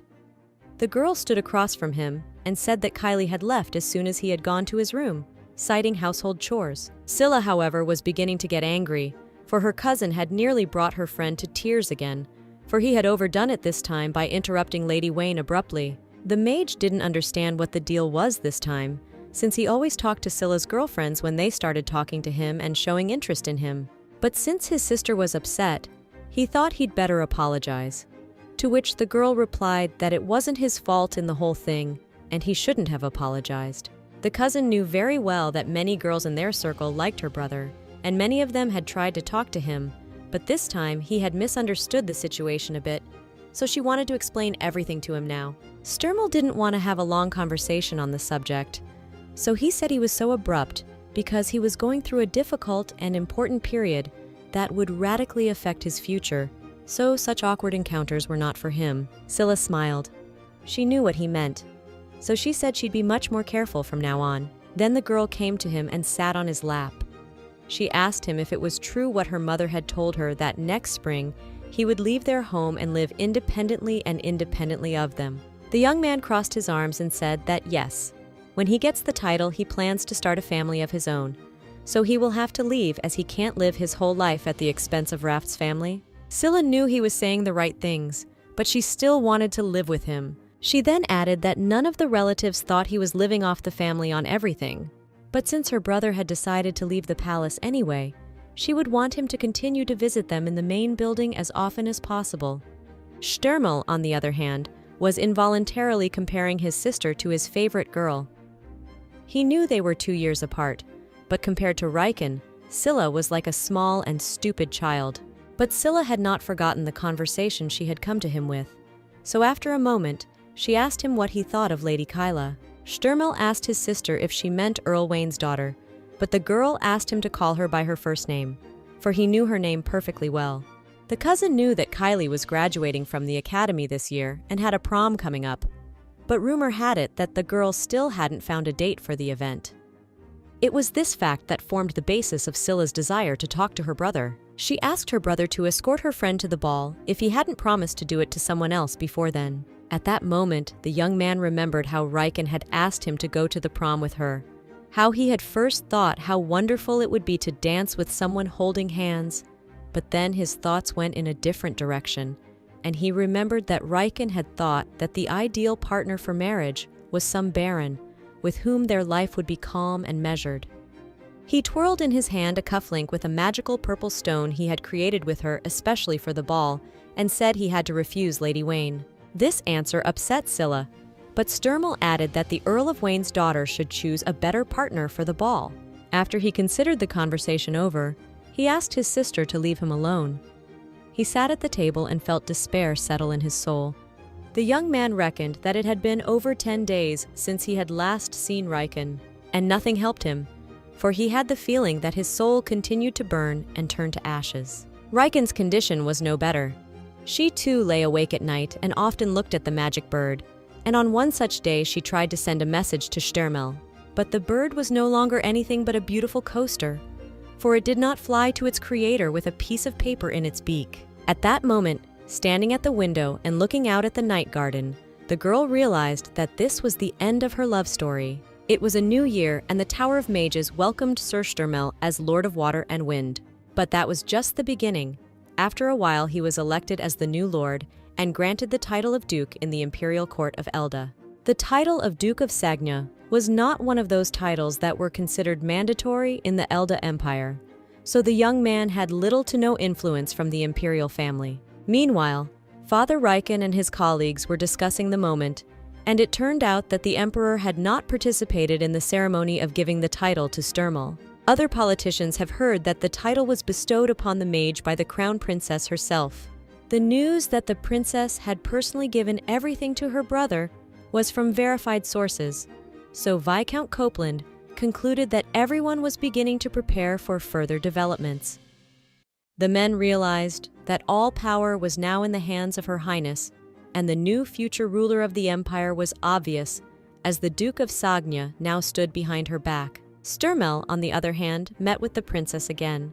She said she had heard that the emperor had sent him a present, but his brother had not even looked at it and had sent it back to their father. The young man confirmed this. He also heard that his act had upset and offended the king very much, but the princess asked him to ignore such things, as the palace was always a breeding ground for gossip. The palace had always been like this. It would remain like this, but they needed to focus on their current affairs. But their cooperation could have been detrimental to those close to them, and it wasn't about their shared father now. After meeting the princess, Sturmel was returning home, and on the way met his cousin, Baron Ador Raft. The Baron noticed that after the mage became duke, the princess began to summon him to her frequently. This week it was the second time. Ador had already begun to worry about his brother, as he rarely came home, and asked him to come home, even though he was busy. Sturmel admitted that he had a backlog of paperwork, a lot of work to do, and he hadn't started building a new house that long ago. Ador understood his cousin, though when he had gotten his title, things had been a little different, and he hadn't had this kind of backlash. The cousin admitted that the whole family counts on him in their house, so he asked his brother to tone it down and not overdo it. Meanwhile, life at Copeland Manor was going on as usual. One day, Riken invited her school friend Mariella to visit and was glad to see her when she arrived. But she noticed at once that her friend looked haggard. The girl immediately started hugging Riken and asking her how she was feeling, the landlady admitting that she was much better now than she had been a few days ago. Mariella also knew that Riken had already had visitors, but she was sure that they had only come to eat sweets and nothing more. The friend confessed that she, like the others, had heard that Lady Copeland had parted with Sir Sturmel when she heard that he was about to receive the title. The girl understood why her friend had done so, for it was better to end it all herself than to let evil tongues constantly wash her bones for no reason. Mariella went on and said that Riken understood all of this perfectly well without her, but then added that if she had said she would go to the prom with Baron Heldi, she would have believed it. Riken didn't quite understand what that meant, so the guest explained that choosing a prom partner was considered something akin to choosing a fiancé. This was probably the reason why her family didn't mind her daughter's meetings with this man, because there was a lot going on between them. This surprised the girl a little, as she had never thought of it that way. But then she told her friend that she was the one who had ended her relationship with Sturmel. Mariella admitted that she wished she could believe her friend, but that wasn't the case at all. So Riken began to reassure her otherwise, saying that the mage truly believed that their relationship could endure anything in the world. But it wasn't true, and she herself morally couldn't take the pressure from all sides, so now it was all in the past and she forgot all about it. And today was already the graduation ceremony. It was an event specifically for the men, where they received awards, gave speeches. It was an event where the graduates could be flagged down by officials and offered jobs. Girls, on the other hand, did not go to such meetings, as most of them were aristocrats. Another thing is the prom. This event was really important for every self-respecting girl, because it was there that they declared themselves and that they had reached the age of marriage and were ready to create their own families. Riken looked at her friend and asked her if her dress for the ball was ready. She replied that it was almost, and only a few details were left. The girl admitted that her dress originally had a huge bow on the back, and she had to argue for a week about removing it. Since the ball was already tomorrow, the girls said goodbye, as each of them needed to finish their preparations. Mariella asked her friend to dress up, and Riken wished her a safe and easy journey home. Riken was alone in her room. Not long ago, she had thought that prom was a long time away, and that tomorrow it would all be over. And then the day came. The girl realized that under other circumstances, she would never have gone there. Now all the maids in the house were helping her with her beauty. The dress, the hair, the makeup, everything was perfect, but even that didn't save her from a gloomy mood that was hard to hide. She'd even taken a better skincare regimen today, but it hadn't done her any good, and she didn't see the point in it anymore. Penny watched her mistress and saw that something was wrong, and that's when Lady Grace came into the room and asked her daughter if she was ready. When the woman saw her little girl, she realized that her daughter was a real beauty. She was worried that the dress Riken had chosen was not suitable for the young girl, but it turned out that she was wrong. The protagonist smiled and said that she had said right away that she knew what suited her and what didn't. But her mother was still worried and amazed at her daughter's confidence in this matter. At that moment, one of the maids came into the room and announced that Baron Hadley had arrived.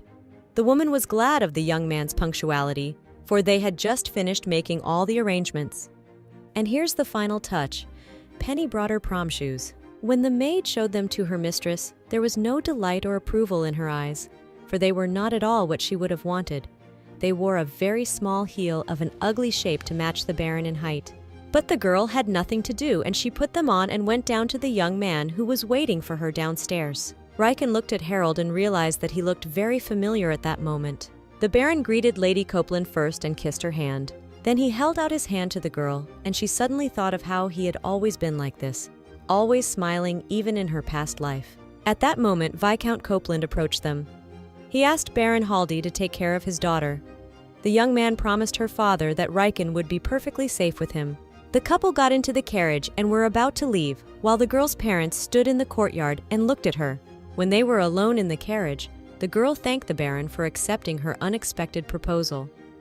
The man replied that it was a great honor for him to perform this role, accompanying her to the prom. To top it all off, Harold was a little embarrassed to learn that it was his mother who had advised and suggested his candidacy to her as a partner in this event. Riken tried to change the atmosphere and said that his mom was just really worried about her, since she didn't have a date for the prom. And Harold suddenly realized that Lady Copeland was very fond of his parent.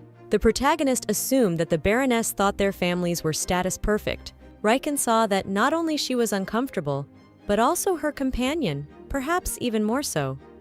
She wished they were comfortable together, but for some reason, they weren't. So she asked the young man not to worry so much. The girl admitted that she had seen enough of different people, and not all of them were decent people and gentlemen. But when he agreed to keep her company for this special evening, she felt a great peace of mind as she realized she could trust him. After these words, Harold began to relax a little. A smile appeared on his face, and the girl realized that she had achieved the desired result. She knew very well that Harold had lost his father at a very young age, so he had to become the head of the family when he was not ready for it. So he always suffered under the pressure of the people around him and his responsibilities. Knowing this, the girl decided that in this life will definitely help him with everything to cope with, because most likely she is the one who knows him best in this world. Riken hoped that they could live happily ever after in this life. So when they arrived at the meeting place, she said they could dance the mazurka and go home. He didn't mind this turn of events, but he was worried about whether she would be okay because it was her senior prom. So that he wouldn't worry, she said she didn't like such lavish banquets. The girl thought that one dance would be enough, as the ball was not a celebration organized in her honor. To top it all off, she didn't want to stay for the rest of the evening, as she was sure people with strange interests would start approaching her. Having agreed on everything, they entered the ballroom where music was already playing, and many people had gathered. The first to approach the couple was Deborah, who was delighted with Riken's dress, and noted that it suited her friend very well. Deborah was also very beautiful that day, and both girls were happy that all of their classmates were able to find partners and attend the prom. Surprisingly, even Baron Ador Raft came to the event today and caused quite a furor with his appearance. Until that evening, few people knew what he looked like, as the young man had only recently begun to appear in high society. Deborah had already gathered information on him. It turned out he was 24 years old, but still had no wife or fiancé. but there were rumors that his sister, Lady Scylla, was to make her official debut this year. Riken knew very well that even if this beautiful man was not married, girls like her or her friend should not even hope for anything in relation to him, as he had to create a family with a girl of his circle. But today, he was accompanying Lady Wayne. Deborah had noticed that both he and she were very popular in high society. Suddenly, Deborah turned to Riken and asked her if she had met Ador Raft before, to which Lady Copeland replied that they had not crossed paths before. Riken's friend was excited. She was hoping that Sturmel would show up at the ball, but Riken herself wasn't really looking forward to meeting him. At this moment, Harold intervened in their conversation. He had heard not too long ago that Duke Sagna was not going to attend such events for a while, so he was unlikely to come today as well. Deborah was disappointed, as she thought Sturmel was a great man and wanted to see him at least from the outside and from a distance. A new tune came on again. This time it was a polka, but Riken didn't want to dance and preferred to relax a little longer over the conversation. The couples began to dance as suddenly the doors to the ballroom opened again and someone began to enter. Everyone stopped and looked at the person who was entering the ballroom. No wonder people had such a reaction. Duke Sturmel Sagna himself came to the event. People started whispering to each other. They noticed that the mage was heading towards his cousin, Baron Ador Raft. Riken had not expected to see him here, so she immediately changed in her face, and Deborah was even afraid that her friend had gotten sick and suggested that she rest for a while. This threw the girl off balance, so to avoid losing her composure completely, she decided to escape to the break room and told Harold that they would see each other a little later. The protagonist with all her legs ran into the restroom and closed the door behind her. She thought that she was fine, that her feelings for Sturmel were gone, but it turned out that she was fooling herself and nothing good happened. Riken was sitting on a chair alone and crying. That's how Miss Rode found her. The nanny was very worried about her ward and looked everywhere for her. And the first thing the woman did was to start reprimanding the girl for behaving very rudely to Baron Haldley and the other guests of the evening. Riken herself realized that she had made a mess of things with her abrupt disappearance and intemperate behavior. The protagonist suddenly realized that the song to which she wanted to dance with the herald had already passed, and the nanny meanwhile poured her water and told her that she, as a real lady, should be steadfast in any life situation and not show others her weaknesses. Besides, a real lady would never allow herself to lose her dignity. The girl accepted the cup and said she knew it herself. Riken apologized to Miss Rode, but she said the girl shouldn't apologize to her. Then she looked her over from head to toe and said that her makeup, hair, and outfit were still as beautiful as ever.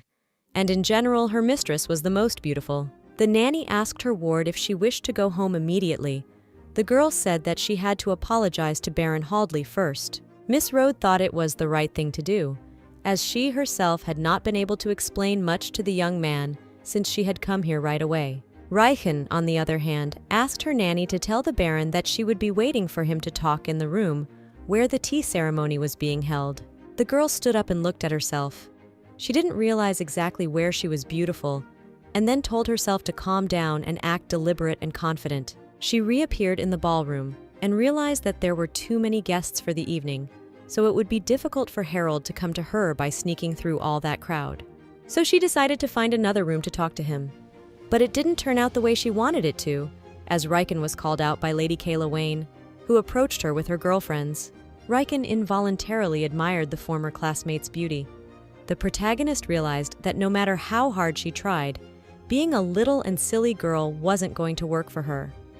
The obvious thing was that Kayla wanted to talk to her, since they had last seen each other at the Wiccan, but this conversation was obviously not going to be a pleasant one. Lady Wayne looked intently at Lady Copeland and said that Sir Sturmel had originally been her partner for this ball, but she had not come here with him, but with Baron Haldley. Riken didn't deny it, since it was already obvious.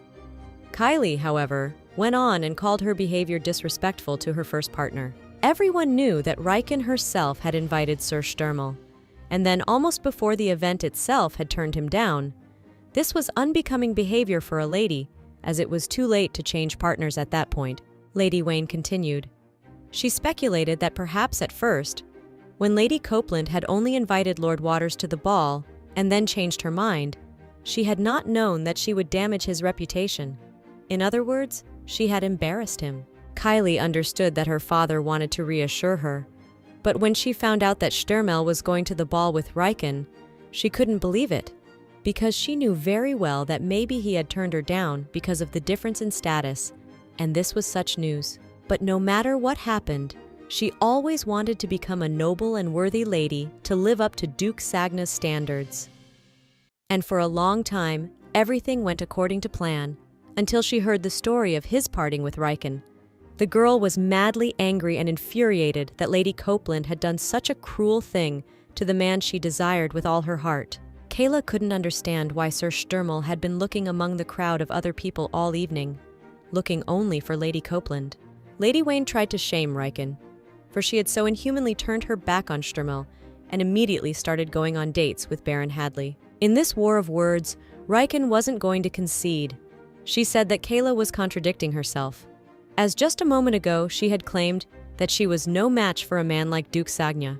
The protagonist understood that she had no right to get close to him, especially now that he had gained the title, and everyone recognized and acknowledged his status. Kayla agreed with that, but she didn't think Riken had the moral authority to start this whole story from day one, because this man was beyond her. The protagonist was already starting to get bored with this conversation, as she personally apologized to Stürmel, and yes, she knew she made a mistake when she spoke to him first. However, whether or not to forgive her would be decided by only one person, and that was Sir Stürmel. So this was not a matter she could be blamed for by outsiders like Kayla. One of Lady Wayne's friends suggested that the girls sit down and talk quietly. Riken had no desire to continue this dialogue, so she said she was going to leave. Lady Wayne's friends were not going to just let her go. They asked her what would happen to their friend if she just left like that.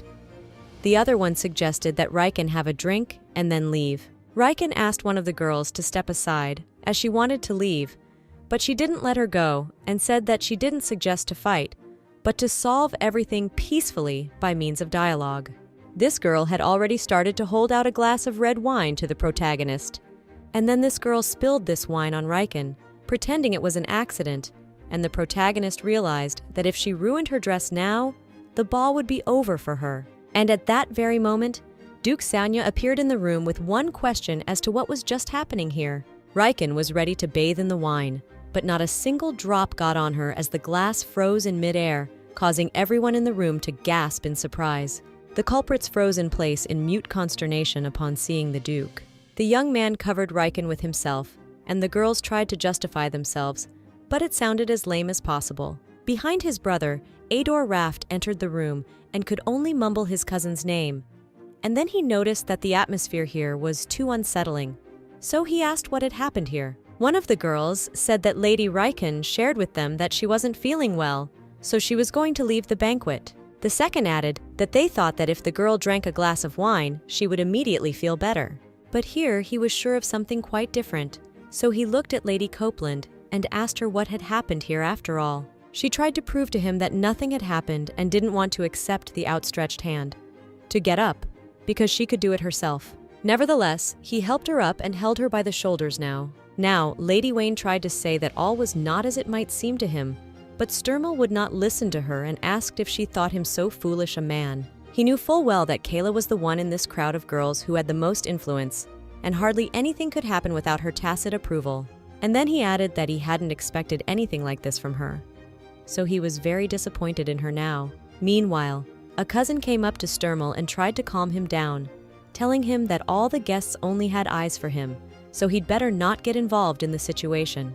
But the Duke didn't care. He asked Ador to get out of his way as he wanted to talk to Lady Riken.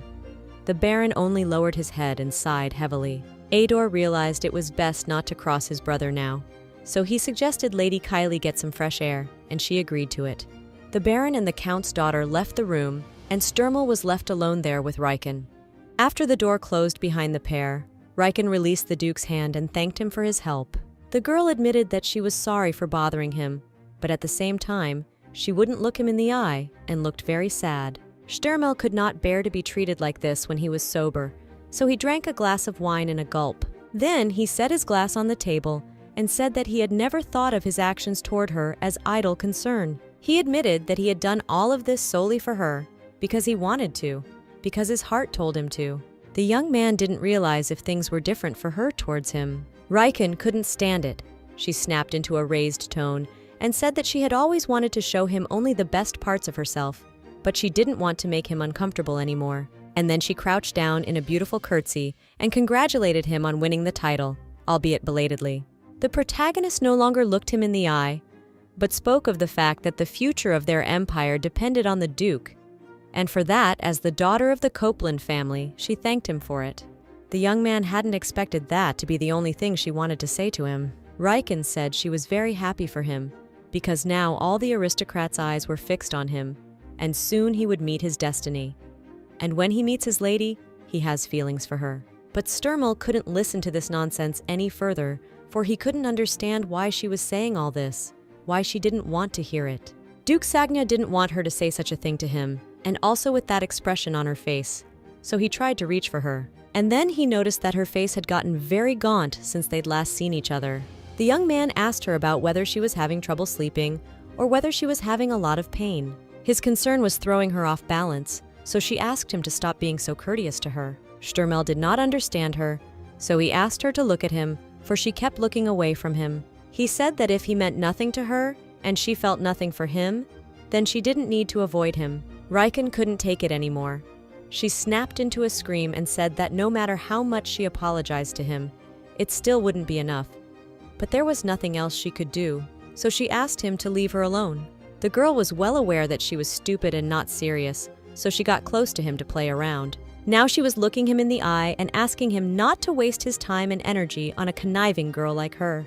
The young man would not leave and let her go. He asked the girl about whether it was true that she had become a baroness.